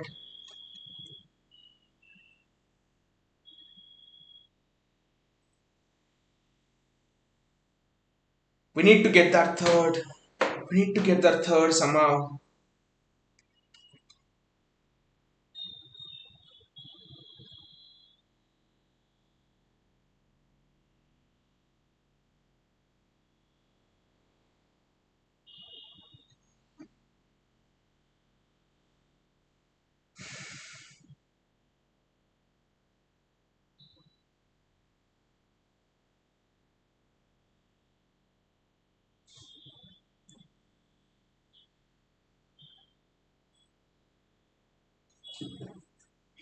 Deco Diva Reed is arguing about that, but that's another mistake from us.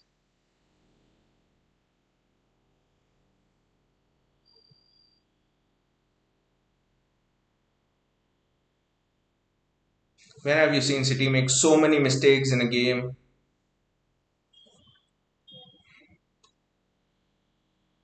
Did not get into a passing game or passing rhythm at all in this match. We are just hitting long balls, long diagonals throughout the game. I don't know why.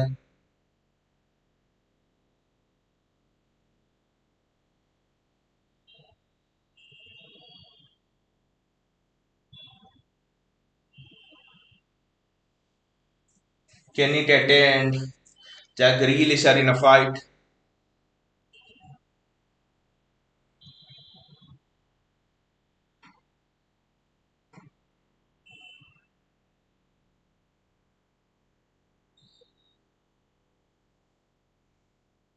I don't know why Jack Grealish is doing that. He's taking up the entire momentum of the game. There was a long ball, Haaland was contesting, and I don't know why Grealish had to do that.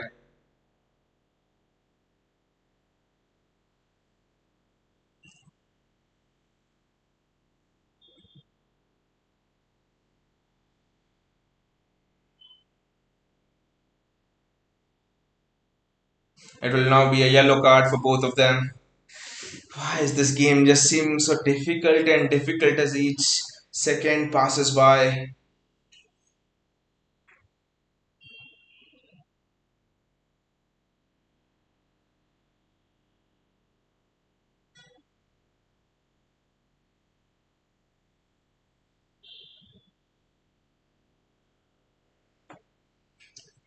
To be fair, the mistake was of Kenny Tete there. But we need to score the third goal, guys, and finish this game off.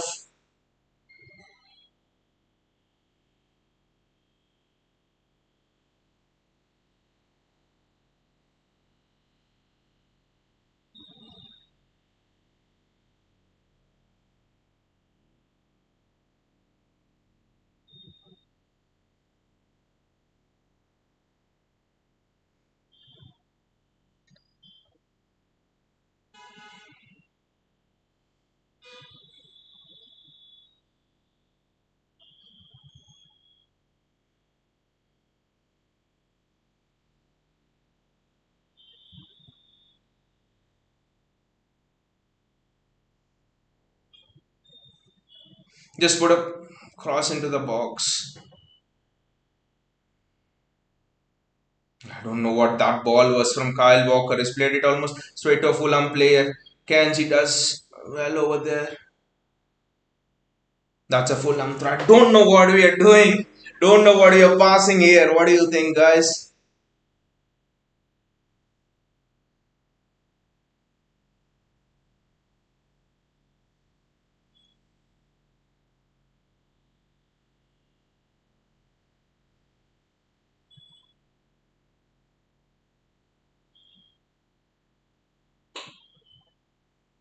It's a free kick to City. That's a handball, I think, by a Fulham player. I think it's by Diop. Haaland just needed to put that chance away, which he got earlier on in the half. It could have been a completely different game. Haaland puts that away.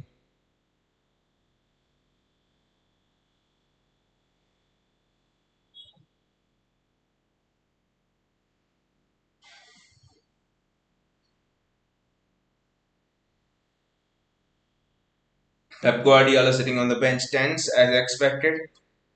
Calvin Phillips, Rico Lewis, and Bernardo Silva warming up. I just hope Calvin Phillips doesn't come on because then it's going to be a disaster if he comes on.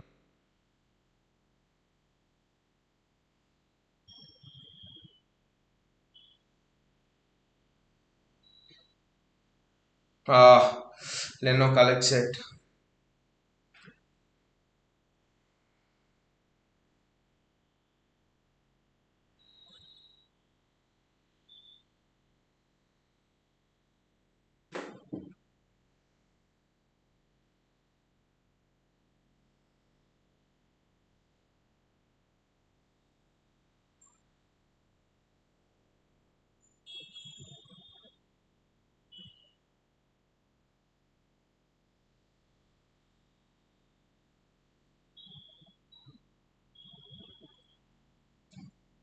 Haaland misses that. Gundogan does well. Gundogan does extremely well to take the ball. I think you need a Bernardo now in that midfield. Enough is enough. You need a Bernardo to control that midfield. It's just Julian Alvarez. I think we are getting outnumbered in that midfield.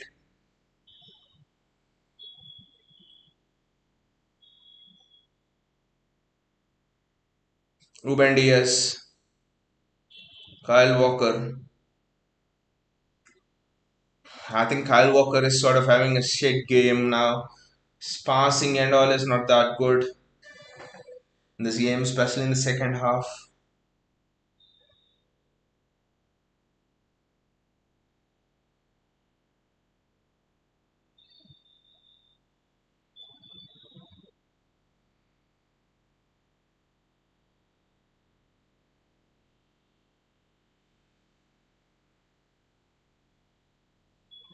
We're just getting outnumbered in the midfield.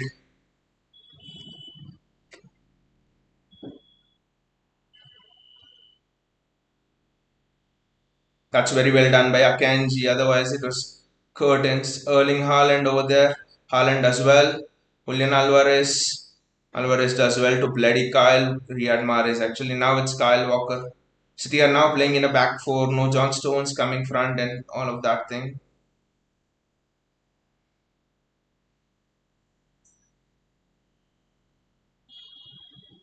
I think we need to score the third goal for sure.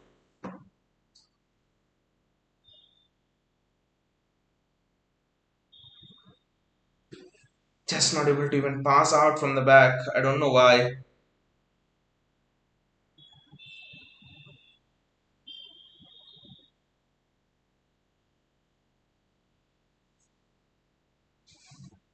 Bloody Jack Grealish is losing the ball now.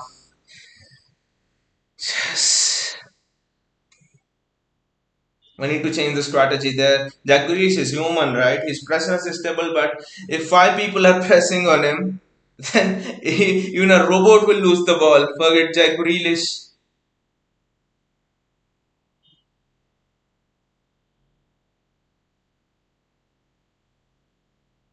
Second ball, second ball. Ah, for a moment you were thinking that would have nestled in the corner. Ah, that was a chance for Fulham. That was a chance.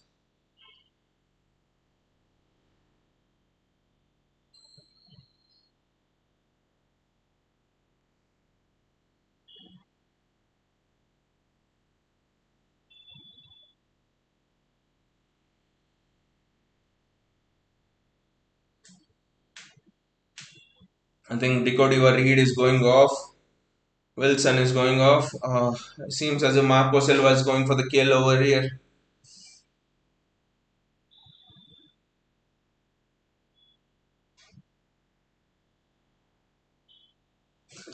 I'll come now. I'll come in a while.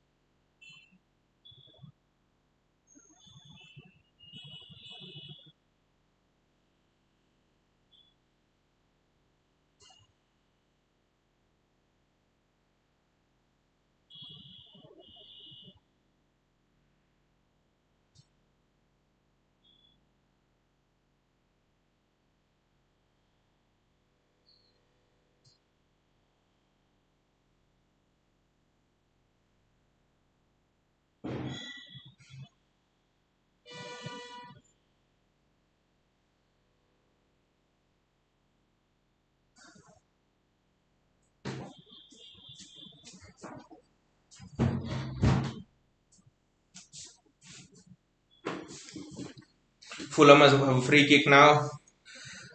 My God, this is just turning out to be so tense.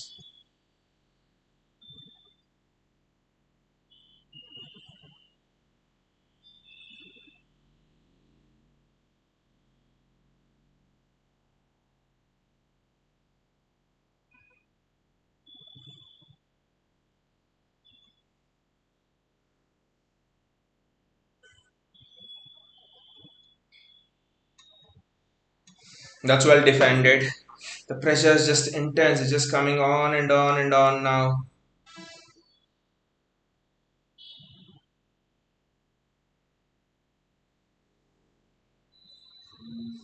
It's a Fulham throw. I thought it was a City throw.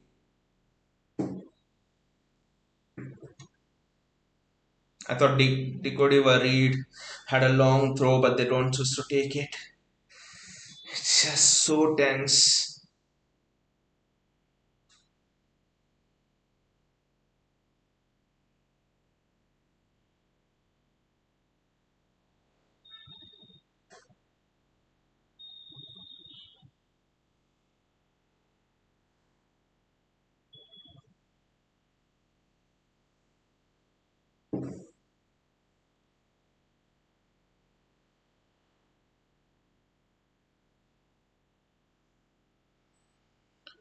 We need to be composed. We're just not defending well today. I don't know why.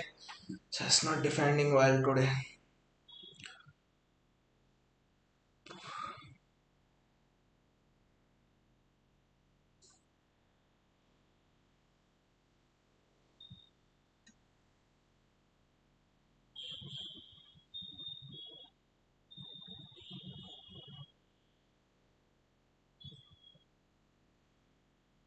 That's well defended there. Extremely well defended by Ilkay Gundogan, but Fulham have a throw in again. We somehow need to release Erling Haaland once there's so much space behind, and it's Fulham who have pinned us back. Just can't believe what I'm seeing. When is the last time you saw City pin back in their own half?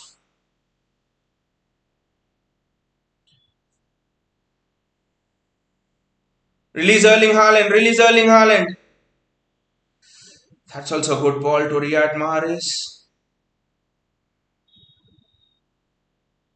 Kyle Walker, they're just forcing us to play sideways and backwards, and Ruben Diaz,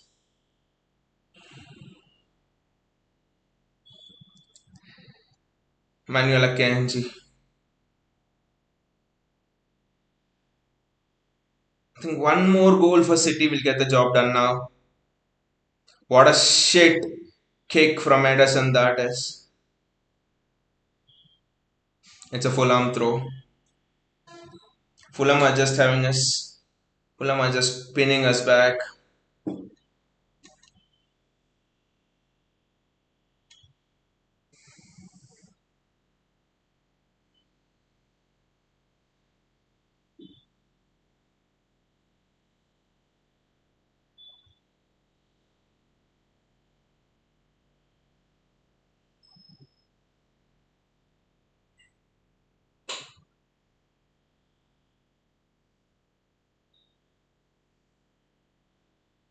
Jack, Jack, Jack. Go with the runner. Go with the runner, Jack.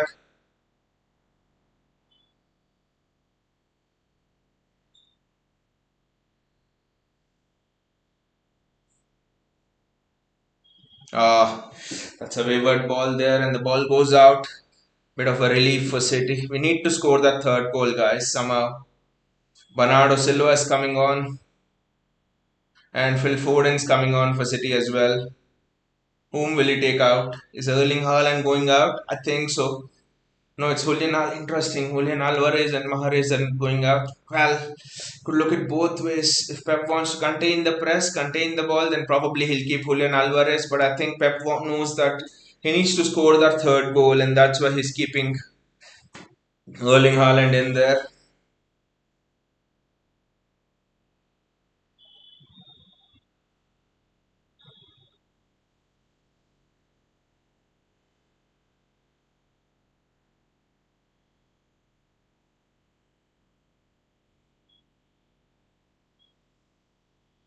That's a free kick to City. Well done by Erling Haaland there on winning that free kick. There's going to be a big chunk of added time as well due to that injury, so the game's not at all over.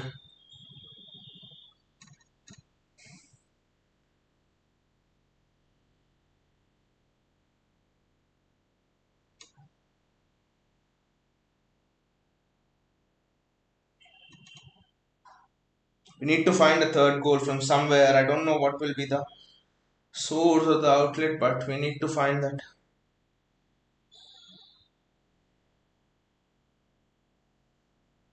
third goal from somewhere.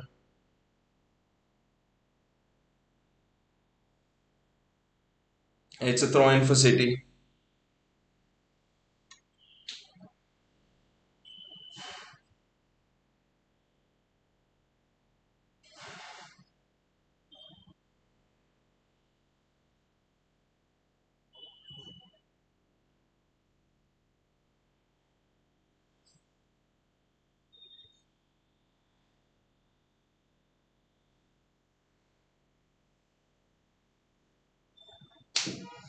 It's a foul by Rodri and Fulham. Get the free kick. Just not been able to defend well. We have just not been able to deal with the physicality of Fulham.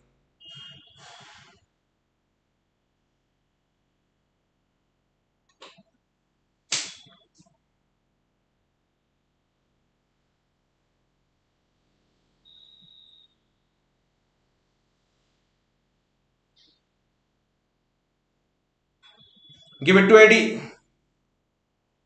Oh, it's done well. Kyle Walker.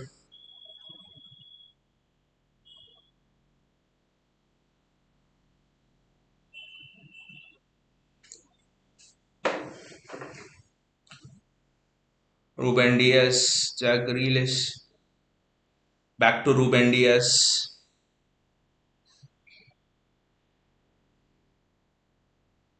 Just so tense.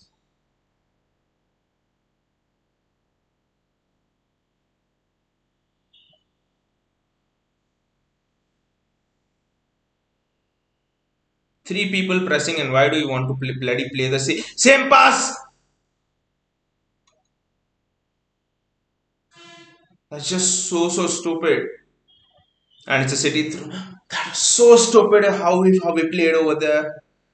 So naive and stupid. Three people pressing you, and still you want to make the bloody same pass.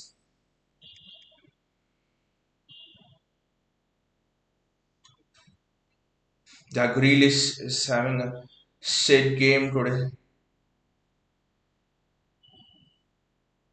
Phil Foden into space. Can you find Haaland? I bet you betcha he can.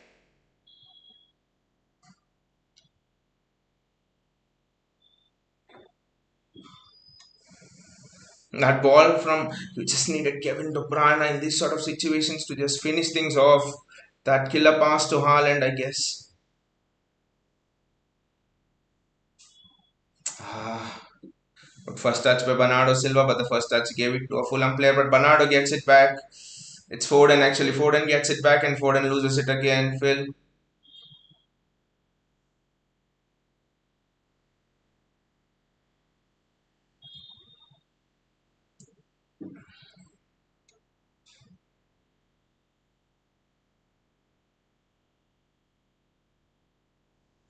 Just classic midday English football. Ball in the air rather than on the ground. Not something Guardiola would actually enjoy. It's a free kick to Fulham.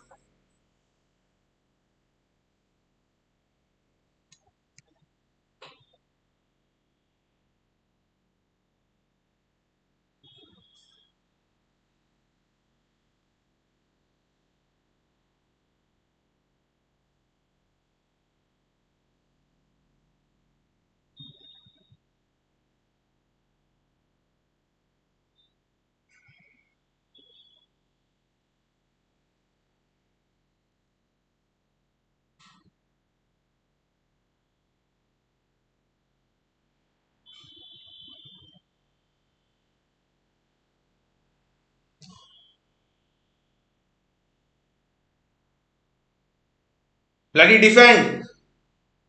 Jack!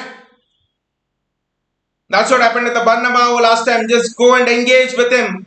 Bloody Jack.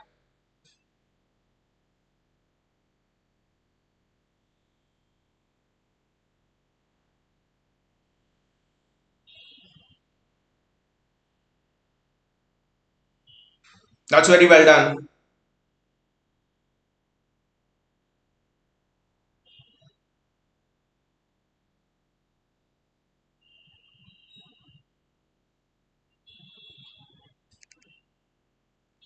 That's a free kick to Manchester City. Well done, Bernardo Silva. Extremely well done.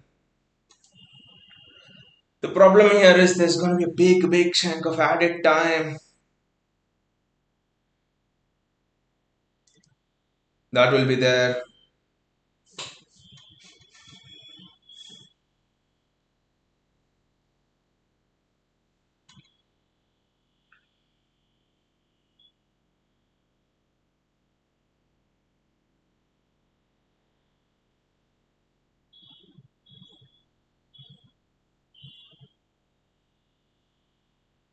That's out and that's a throw for City.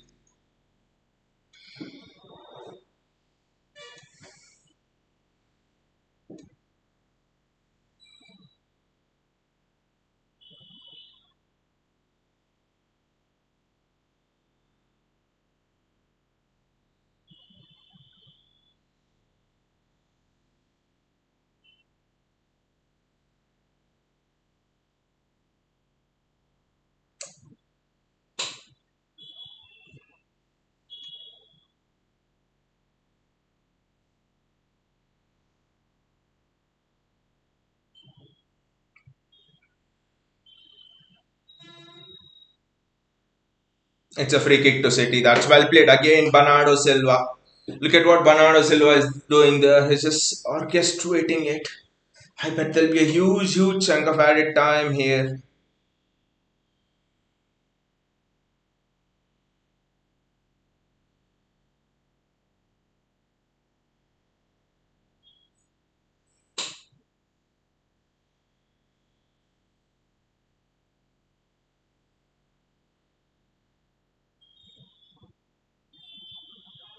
Just not able to keep the ball in the corner, and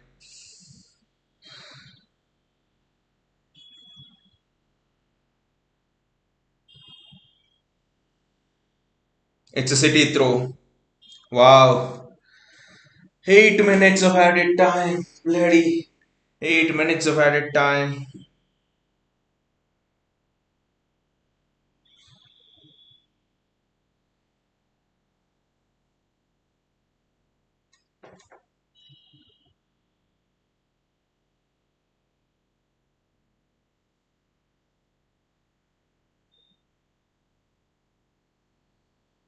Look at what they've done. They've bloody entrusted Kyle Walker to keep the ball in the corner as if his ball retaining skills are superb.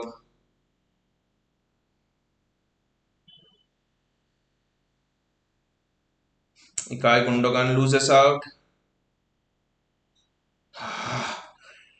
To be careful here, Fulham are on the attack. Oh, the ball goes out, I think. Yes. Need to be very careful here.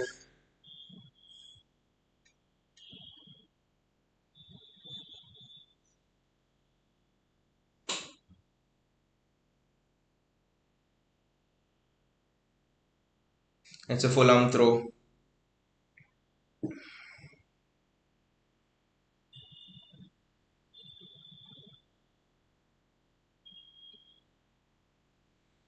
It's again a Fulham throw.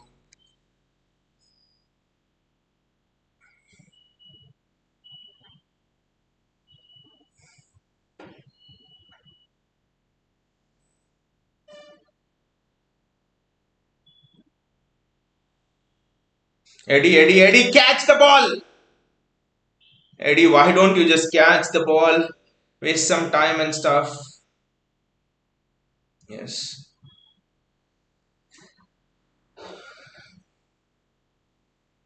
I know why he doesn't do that now, so that the player comes and then he can catch the ball.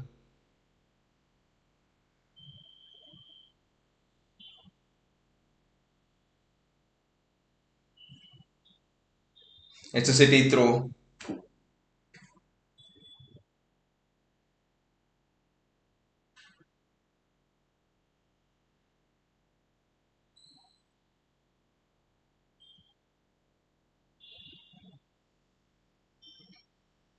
It's a Fulham throw now.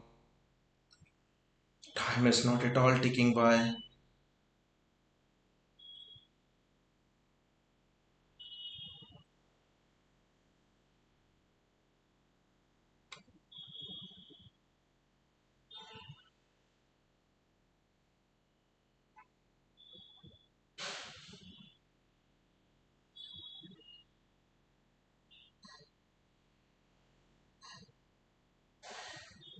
That's a City throw again.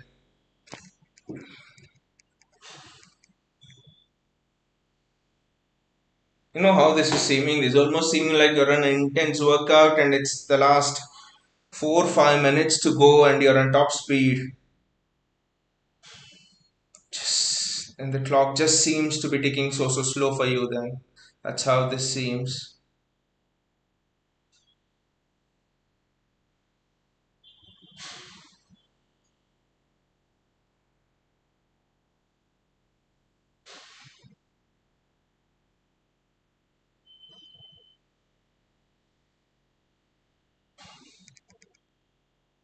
Jack Grealish in there, 1v1 I guess.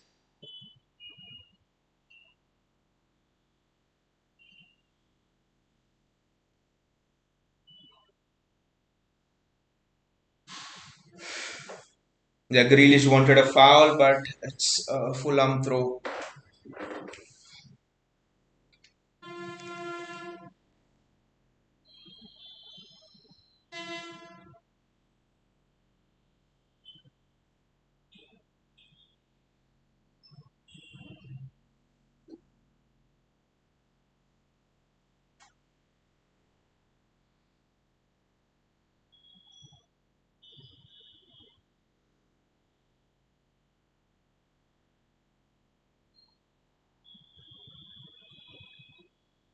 I don't know what that was from Edison, and why did Gundogan flick it blindly? I don't know. Bloody keep the ball, guys.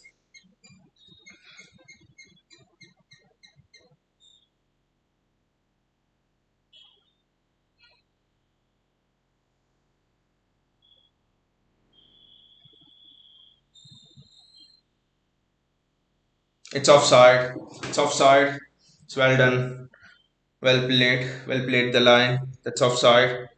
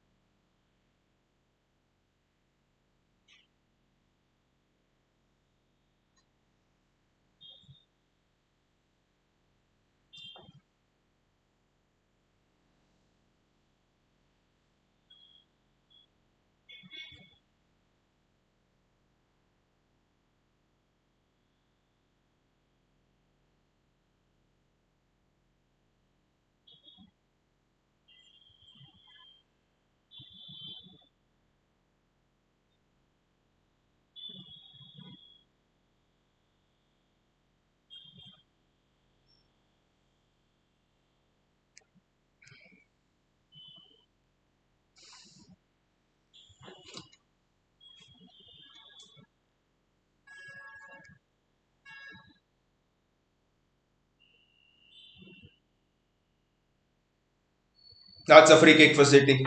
That is very well done by Jack Grealish. That's excellently done by Jack Grealish. That's a free kick for City.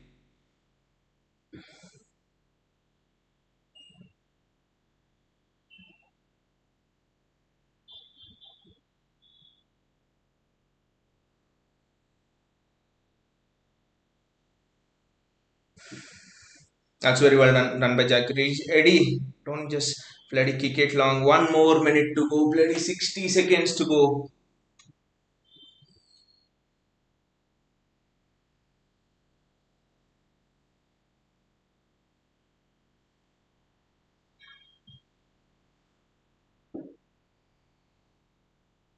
It's a City throw, I guess.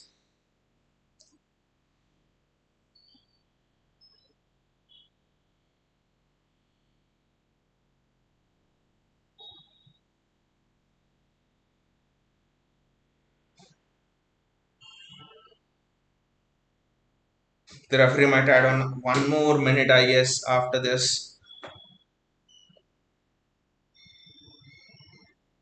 It's a City throw again.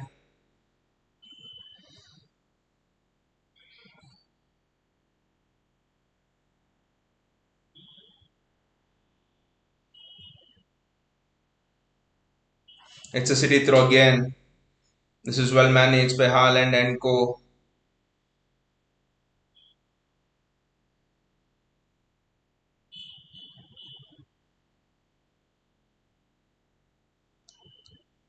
It's a corner for City.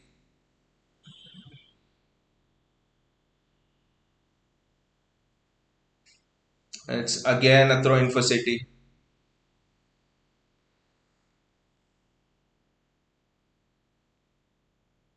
Feed the Yorkshire Viking and he'll score. Someone from the audience seems to be an Indian origin for sure.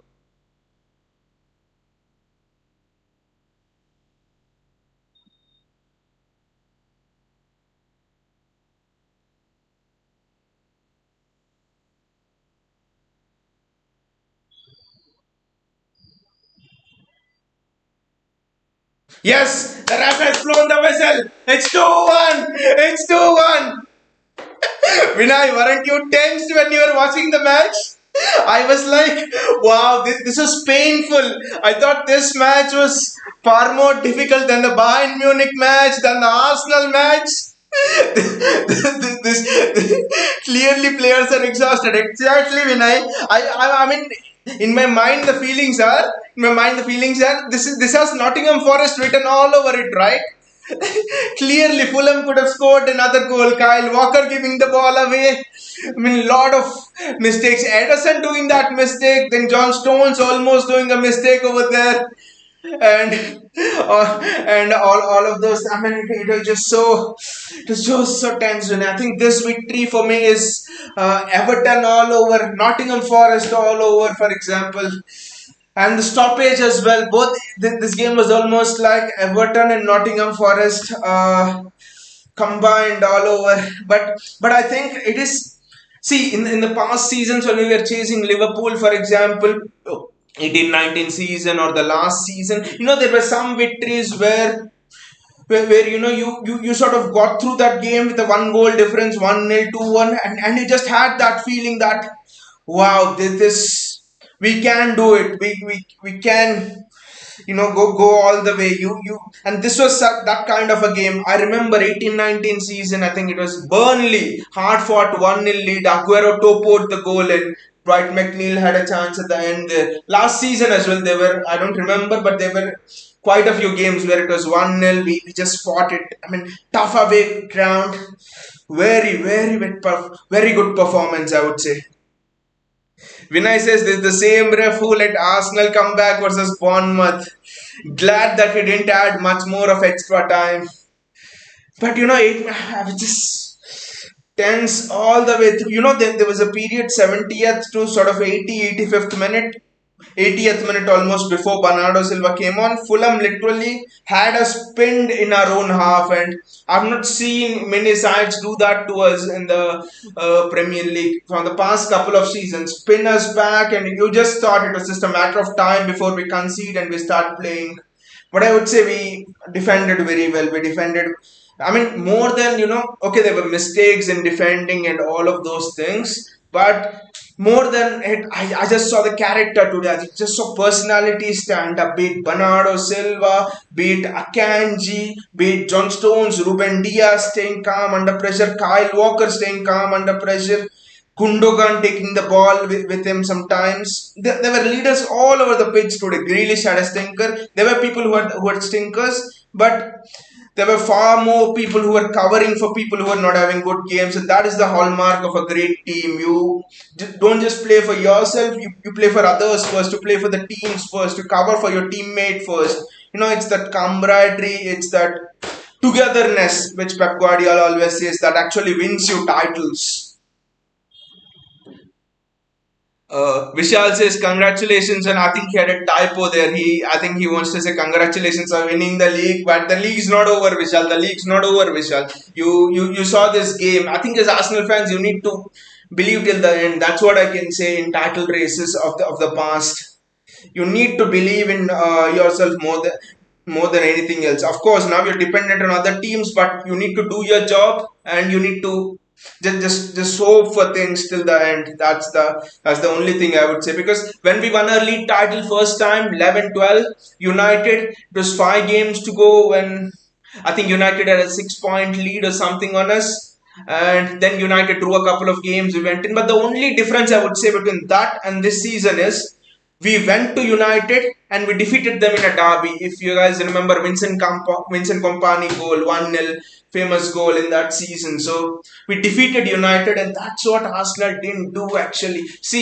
You see the entire decade, last decade, okay, not the last decade, at least the last 5 seasons, at least last 5 seasons, you'll see that every team except Leicester was a different thing, but every team that won the league, they have at least not lost to their closest rival, or they've at least defeated their rival once, or they've at least not lost to their rival. For example, against Liverpool last season, I think we had both draws at the Etihad, 2-2 draw at the Etihad, and I think 1-1 at Anfield or something like that. See, every season when we and Liverpool went together, none of us lost with each other. It was almost draws, or Liverpool won once and we won otherwise, and things like that. When you lose to your clearest rival, I think it's very difficult to win a league title. If Arsenal need to learn one thing from this title race, it is that to win this league title, you have to defeat your nearest rival, or at least don't lose to them. I won't say defeat, at least don't lose to them. That's the thing. Because if you look back, even if Arsenal drew one of those games, either at the Emirates or Etihad, you are well on your way with a good advantage. The reason is you lost both of them, and that's one of the thing why you actually are down the table now.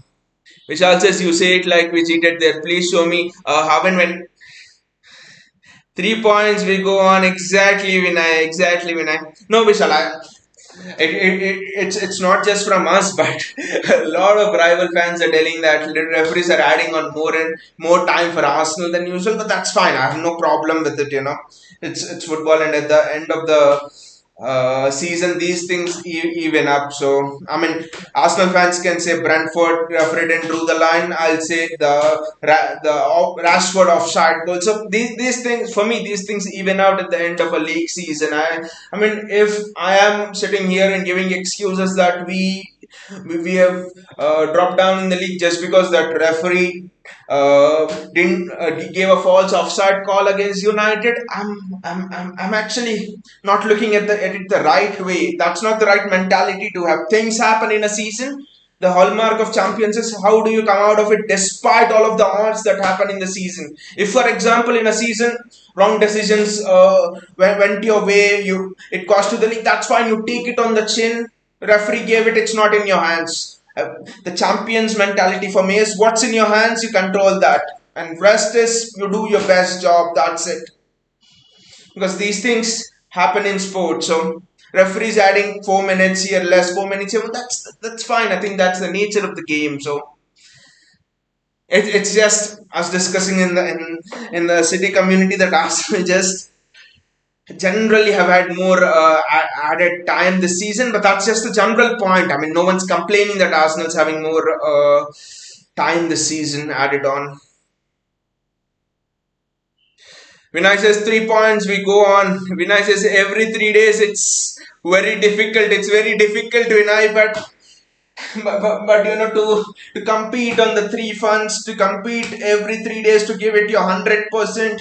You just I think the City players and Pep Guardiola, you're just looking at something, you're just digging deep down and looking at something beneath yourself, something that just cannot be explained. That is what champions have. Beat Roger Federer when he's down and out in all of this Wimbledon, this thing, or be it the great teams of the past, be it what Real Madrid did last time, be it what we did when we were down against QPR, when we were down last season against Liverpool in the title race, when we were down last season against Aston Villa 2-0. We just Leicester City 1-0, Vincent Kompany scoring that goal. So I think that is what champions mentality is. Just dig deep down into and find that extra gear and find that extra ounce of energy which normal people can just don't do, which normal teams just can't do. And how do you develop the champions mentality? It's by taking things on the chin.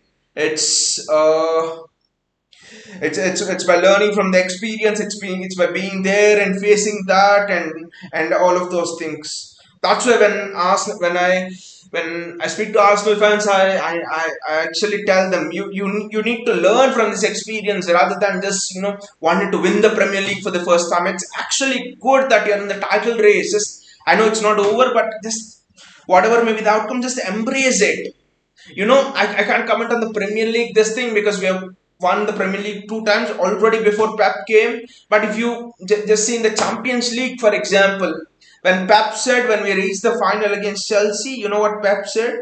Pep said that this team, okay, the final could be any result, but this team is not yet ready to compete on the regular stages continuously. And everyone thought he was just being, what rubbish is he talking? But now you understand, what Pep meant. We needed to gain more experience, Chelsea experience, the Real Madrid one where we lost, the Liverpool one before where we lost. So all of those, and now you suddenly see how formidable this team has become in the later stages of the Champions League. We are reaching quarterfinals, we are reaching semi-finals almost year in year out, third consecutive season where we reach semi-finals in the Champions League. So for me, if an Arsenal fan asks their Premier League journey, it's almost similar to how we have suffered in the Champions League. We have learned from the experience and come back. Bayaji says Grealish should have been taken off. But Bayaji, the thing with Jack Grealish is, first thing is, I know. I mean, it's a bit of a question.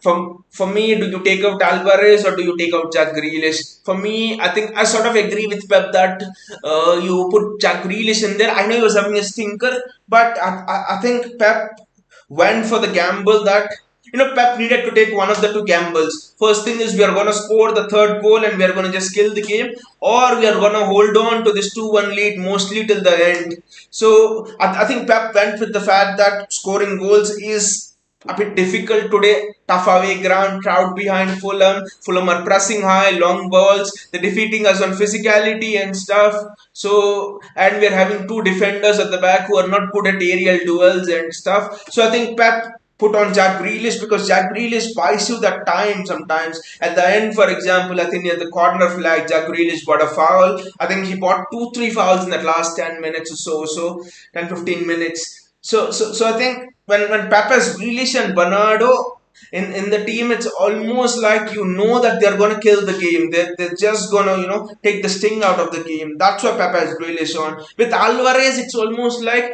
see, with Alvarez again, for me it's almost like Foden. Alvarez needs to learn that pausa, which Pep says, controlling the tempo. Alvarez is a bit better than Foden in that case, but he still needs to learn how to just have that split second more, just to draw the opponent in, stop the game a bit for that split second or two, then buy that space, then go forward. The one of the hallmarks of great players, especially when they're being pressed high. You see it with David Silva, you see it with Ilkay Gundogan, you see it with Bernardo Silva. What these three, what they have in common is they have that tendency of managing the momentum. They dictate the tempo. Alvarez doesn't have that. I think that's why he Pep went for a substitution of Jack Grealish instead of Sorry, Pep went for Alvarez substitution. Vinay says Grealish was needed to control. Is good in getting fouls. Exactly, Vinay. Grealish has that pausa more than anything else. Bayaji says only reason Arsenal were in the race in first place is because City sold them Gabby and Zinni. By the way, Bayaji, did you see how the defensive errors of Zinchenko were being exposed? I mean, when you look at the matches in which three matches in which Arsenal dropped points, West Ham, Liverpool first, Liverpool 2-1 and Trent nutmeg Zinchenko and Liverpool score a goal, right? And then in the second game, West Ham, I think, okay, Zinchenko didn't play against us. We constantly exploited Zinchenko's side. And I think Southampton as well. I forgot four games. Southampton as well. If you see, pass through from I think Alcaraz to Theo Walcott. Which side? It splits Zinchenko's side. Zinchenko and Gabriel. Theo Walcott scores. So literally, Zinchenko has cost Arsenal 2, 4, and 7 points literally on his own. If I don't want to be harsh, but if I could say that 2 points, sorry, 7 points on his own. And Gabriel Jesus for me, Gabriel Jesus against Southampton. Gabriel Jesus should have scored a hat trick. At least one, at least he could have scored one goal, if not more. Gabriel Jesus and and Gabriel Jesus misses those chances. So I know there's sentimentality towards Zinchenko, Gabriel Jesus. Gabriel Jesus scored that goal in that Centurion season, right? For that last goal. Otherwise, you would not have got to 100 points. Zinchenko, for example, without him, we might probably not be able to win that PSG game and that Aston Villa game last season. That is fine. That is fine. But I always felt that, especially when you want to compete in the Champions League, the upper echelons of the Champions League, where you will be having your Bayern Munich's, Real Madrid's, and all of those. I think you needed to get a much more solid defender than Zinchenko actually, and I think now all of the transfer window decisions we have made. I know nothing's over yet, but all of the transfer window decisions we have made and everything is just uh, seeming very sensible right now. Bayaji says bench players need to be utilized more in next two games. The next two games are at home, Bayaji. I'll not say that they're easy, but then they're at home. West Ham at home and Leeds at home. Even they will be difficult. West Ham fighting for survival. I think they're actually safe, but not yet mathematically, I think. And then Leeds as well, I think, are fighting in the relegation crap. But I actually think Pep is utilizing the bench to an extent, I think, because he is bringing in Mahrez instead of Bernardo Silva, for example. Foden's just returned from that surgery. Ake is injured. I think he's given De Bruyne a rest. So I think he's utilizing the bench as much as he can, I think. And the fact of the matter is, I think, apart from Mahrez, Foden, assuming Bernardo starts, and assuming Arsenal lineup, I think apart from Mahrez, Foden, and Alvarez, we don't have much quality on the bench. Ake is injured. Calvin Phillips, if Calvin Phillips would have played in this match, Fulham would have won 3-2. So Calvin Phillips is just not ready. I don't think Maxima Parone, Rico Lewis. I don't think Pep wants to play them in these crunch games. So the harsh reality here is there's no bench. There's no bench apart from these three players, Ford and Mahrez and Julian Alvarez. And I actually think he's utilizing these three players very well. I think he's just utilizing them very well. And we need to buy well in the transfer window this summer because the bench is not as strong as it was probably when 1 2 years ago. Vinay says just get this Anthony Robinson. He was linked to us actually. He was linked to us. He looks very good, Anthony Robinson. Again, I think with the changed role of fullbacks in this Pep's team, you're actually wondering. Pep wants a very good 1v1 defender. Pep wants. Literally, I think Pep wants four centre backs over there at the back. He does not want fullbacks with this system. So I think Pep wants physicality. Pep wants people who are very good in aerial duels and stuff like that. So I actually think Pep would be more leaning towards an Endika or a Josko Guardiol or Bastoni, someone like that, I think, than Anthony Robinson because we just don't play that system. We don't play that system of fullbacks overlapping, fullbacks coming inside. I don't think we play that system. So I think this actually would be very very interesting. Vinicius is like 40 million. Yeah, exactly. But I think Pep wants cover for Ake basically. Vinicius Grealish missed chances and Mahrez was invisible. I think they were not able to find Mahrez when I actually they were not able to find Mahrez, and we must remember it was Mahrez touchdown that actually granted that actually gave uh, Alvarez the penalty, so Mahrez had that impact. Other than that, I think Mahrez had one or two decent passes and we didn't take the chances. But apart from that, we were not able to find Mahrez because I think today to find Mahrez, you almost needed that long diagonal to be hit, and I actually don't think without Kevin De Bruyne, anyone, maybe Alvarez, but anyone in the team can actually hit that long diagonal. Do you think Manuel Akanji is capable of hitting that long diagonal? I don't know. So that's the reason we just weren't able to find Mahrez. Not his fault. Not his fault at all. And anyway, I think today's game was much more physical. The ball was much more in the air more than anything else. So I actually think that it was far more tougher. Fulham made it much more physical, and I think you especially needed Kevin De Bruyne for games like this. He would provide a bit of a physical presence in that midfield, probably more physical presence than Julian Alvarez, at least in that midfield. And when Fulham press so high, Kevin De Bruyne can release Erling Haaland actually. So I think that was where we missed it a bit actually. Vinicius Ake is needed. He's the calmness in defense. Ederson could have given pen. Ederson could have given pen. John Stones could have given pen. Vinay. John Stones could have done that. I mean, you know the in the second half, it was just the seconds were ticking. Minutes were ticking as if they were seconds. The time was ticking very slowly. We just felt I do not want a Nottingham Forest there. We do not want something else. We do not want an Everton there. You do not certainly want a Brentford here. All of those flashes of those things come to your mind because we needed to win this because Emirates, that was the chance where we could have won it. Nottingham Forest, after we won at Emirates, and we could have actually gone far, but we didn't do it. And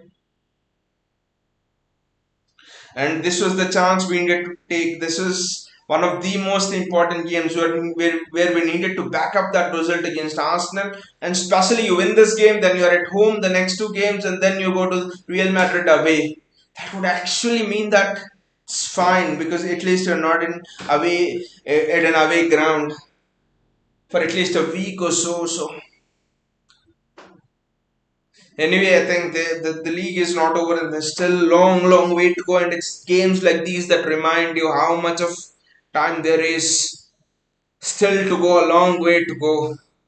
Vinicius Grealish is a troll. Remember that athletic game, athletic game exactly. But actually, I think this will help at tough away grounds because when Grealish is having those fights, when Grealish picked up that fight today, Fulham was having the momentum. Suddenly, I think the ref gave a free kick in Fulham or something like that. I think the ball was with Haaland or what.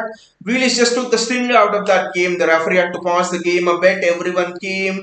The momentum was sucked out. So I actually think those things are sometimes needed. He did the same in Arsenal game as well. Arsenal were never able to get a foothold because City were dominating and Grealish was doing all of his antics. I think Grealish needs to do that in the Real Madrid game as well. Just wind up a Vinicius Junior or a Rodrigo or someone actually. That will be very interesting. Bayaji says both legs versus Fulham won by 2-1. Alvarez and Haaland scored each goal in both games. Such a coincidence, Bayaji, such a coincidence. But at least we didn't have the drama that we had the last time round. Like last time round when we won, I think it was Kevin De Bruyne a penalty on the last minute at the Etihad, last dying seconds, even I would say, and Haaland didn't strike that penalty well as well. It just sneaked in. But this game was tougher. This game every second had you on the ropes. This game every second you're thinking, what the I mean, every second you're thinking a second passes by. City are not able to City a pen back in their half, not able to get a grip on the game. Physically, Fulham were just defeating us in the air. They had Carlos Vinicius, a big striker. Andres Pereira was causing us trouble. They could even Reed with his pace. Anthony Robinson, Tete Kenny with their pace. I mean, tough game. I would say I would rate this as at least in the top three, top four toughest games for us in the Premier League this season. Not easy at all for us. Anyway, we get the 3 points, job done. I mean, I'll almost equate this game to Burnley 18-19 season. You remember when we were chasing Liverpool? Aguero poked in a penalty, just went over the line by 2-3 centimeters, and we won the game 1-0. I think it's a game it's a game equal to that. I mean, I know we have the buffer.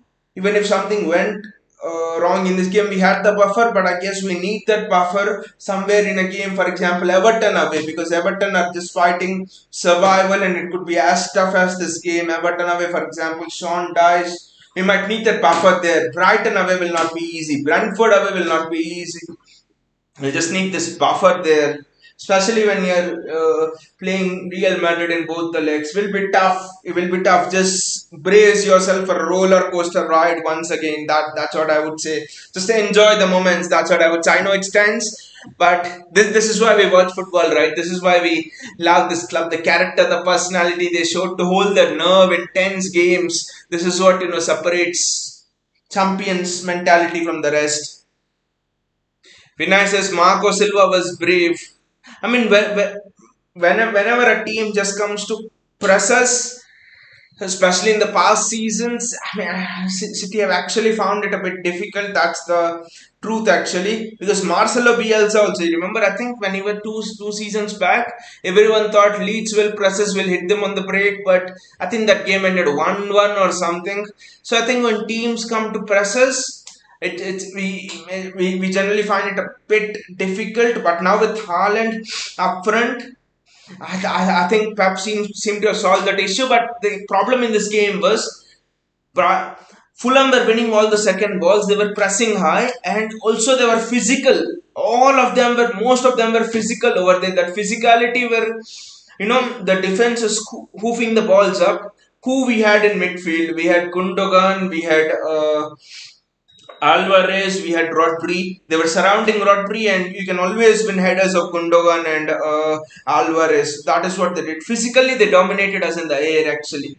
Vinay says Dice will sit back. Silva didn't allow our midfield to settle. And the pressing as well, Vinay, was intense, right?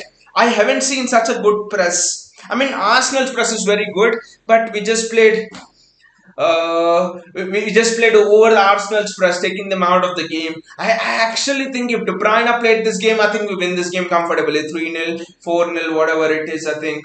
Because De Bruyne is the only one, I think, who has the capacity to hit those long balls to Erling Haaland. So I think De Bruyne plays this game, I think we batter Fulham as we did Arsenal, actually. Because at the Etihad, when De Bruyne played this season against Fulham didn't do like this. They respected us, they sat back and all of those things. So I actually think that De Bruyne not played this thing. But like I said again, Leicester City, we had a Bayern Munich semi-final second leg. Pep took out John Stones, De Bruyne, Haaland, Rodri in the second half. We almost conceded two goals later on, and it almost became 3-3. A gamble, it worked. Here as well, he didn't go for De Bruyne, it was a gamble. When you're going for three competitions, you need to take those gambles. Otherwise, you are risking De Bruyne being injured, and it worked. They're just for the skin of the teeth.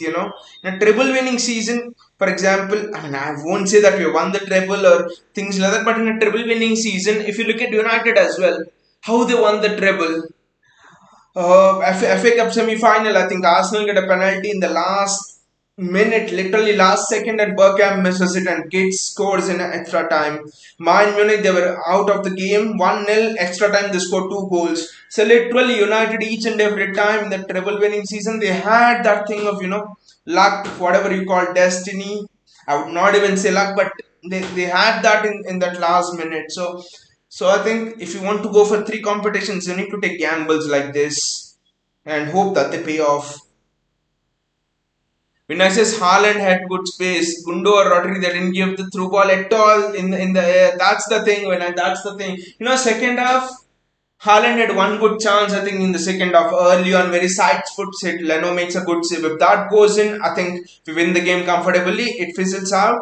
The fact it was 2-1, away tough crowd, it was difficult. But I was just sitting here and thinking, Fulham have you pinned in their half. Haaland is there between both of the centre backs. He is making some excellent runs.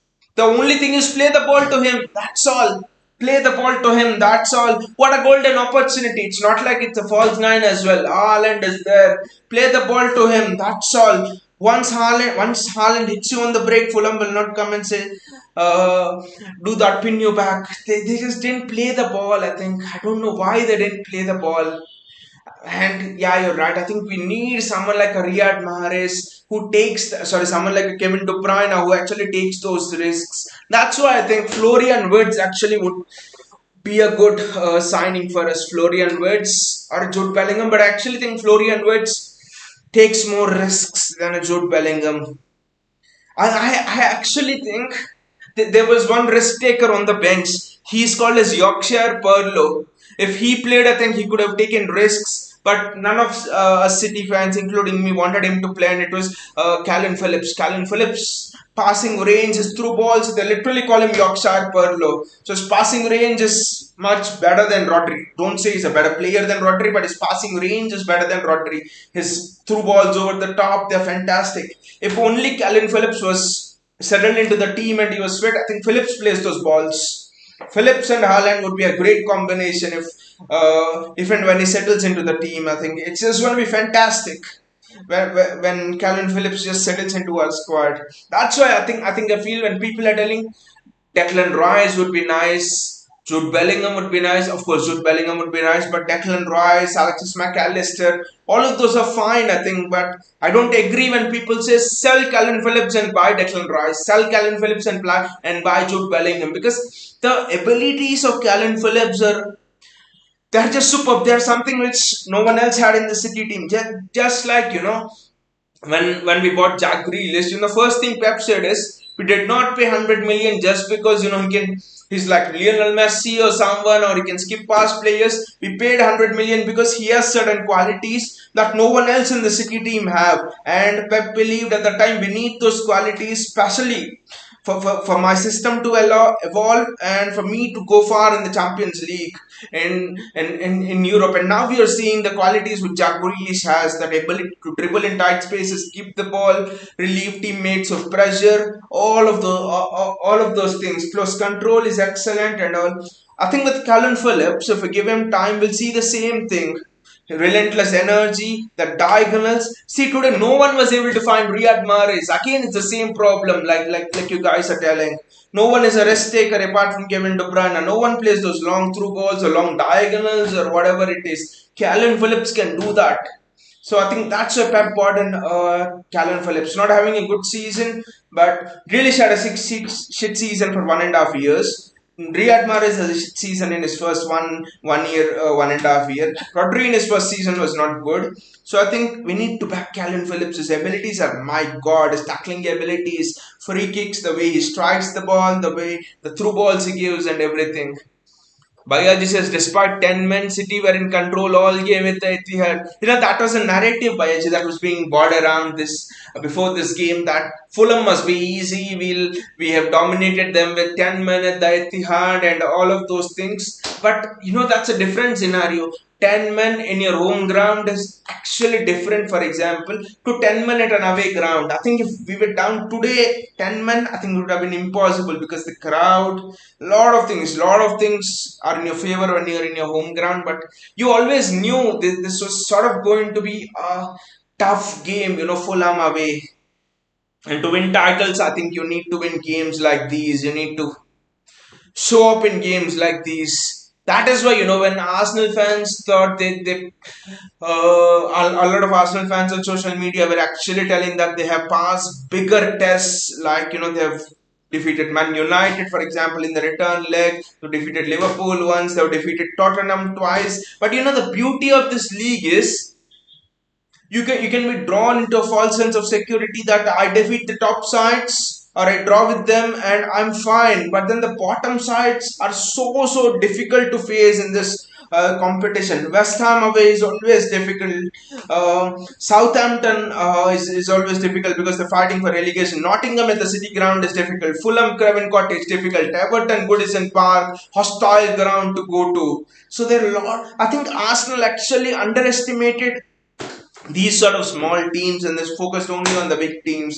In the Premier League, like Pep says, every team gives you a unique sort of battle, and every team gives you a different sort of a test. So that is the beauty of Pep, is he embraces all of that. The humbleness with which he embraces all of that. That's fantastic. Vinay says, I really felt need to find needed fast wingers in this kind of a games. That's true, Vinay, fast wingers, but I just think you needed someone to give that through ball over the top of Fulham defense, because that ball was always on. That ball was always on. See, you have a Erling Haaland in there. Yeah, you're actually right. Fast wingers, we could tricky wingers. For example, Rafi Liao in this sort of a game, you release him and Haaland he goes with pace and I think can score. I think Pep will actually go for a midfielder who can do that this summer. I really hope that he goes for a winger as well. I says team spinners, they know we rarely do counters. But I mean, in a way, team spinners, when Kevin De Bruyne doesn't actually play, but more often than not he's there. But I think when De Bruyne plays, it's actually difficult to pin us on the counters because because De Bruyne can always play that long ball, and also I think instead of Alvarez, for example, if Bernardo played Rodri, Bernardo, and Gundogan in the midfield, then it's difficult to pin us as well, because I think we can play through that midfield, play through the opposition midfield easily then. But today, the press from Fulham, I have to appreciate it. It was such intense, it was so intense, it was really difficult. I mean, I don't know about the players, but I actually felt I was unable to breathe actually with that press. There was no chance to, put your head up. I think one of the reasons why we didn't play that ball to Haaland is we never had a chance to put our head up actually. And I think Kevin De Bruyne does not need to put his head up because he already reads situations 2-3 seconds before. I think we need a midfielder who can play those balls along with Kevin De Bruyne. We actually also need a winger. We need a we need another fullback as well, another left back as well. And they targeted the aerial weakness of both our left backs too. Was a tough game, tough away game at Craven Cottage, but I'm glad we actually uh, did it. We actually came out of it very well. On we go and up we go after the 3 points. We go on to the next game, which is West Ham at home midweek. See you all, guys, and thank you for joining the chat. It was just a fantastic game. It was tough game, I would say, and we came out of it. See you all, guys, and take care.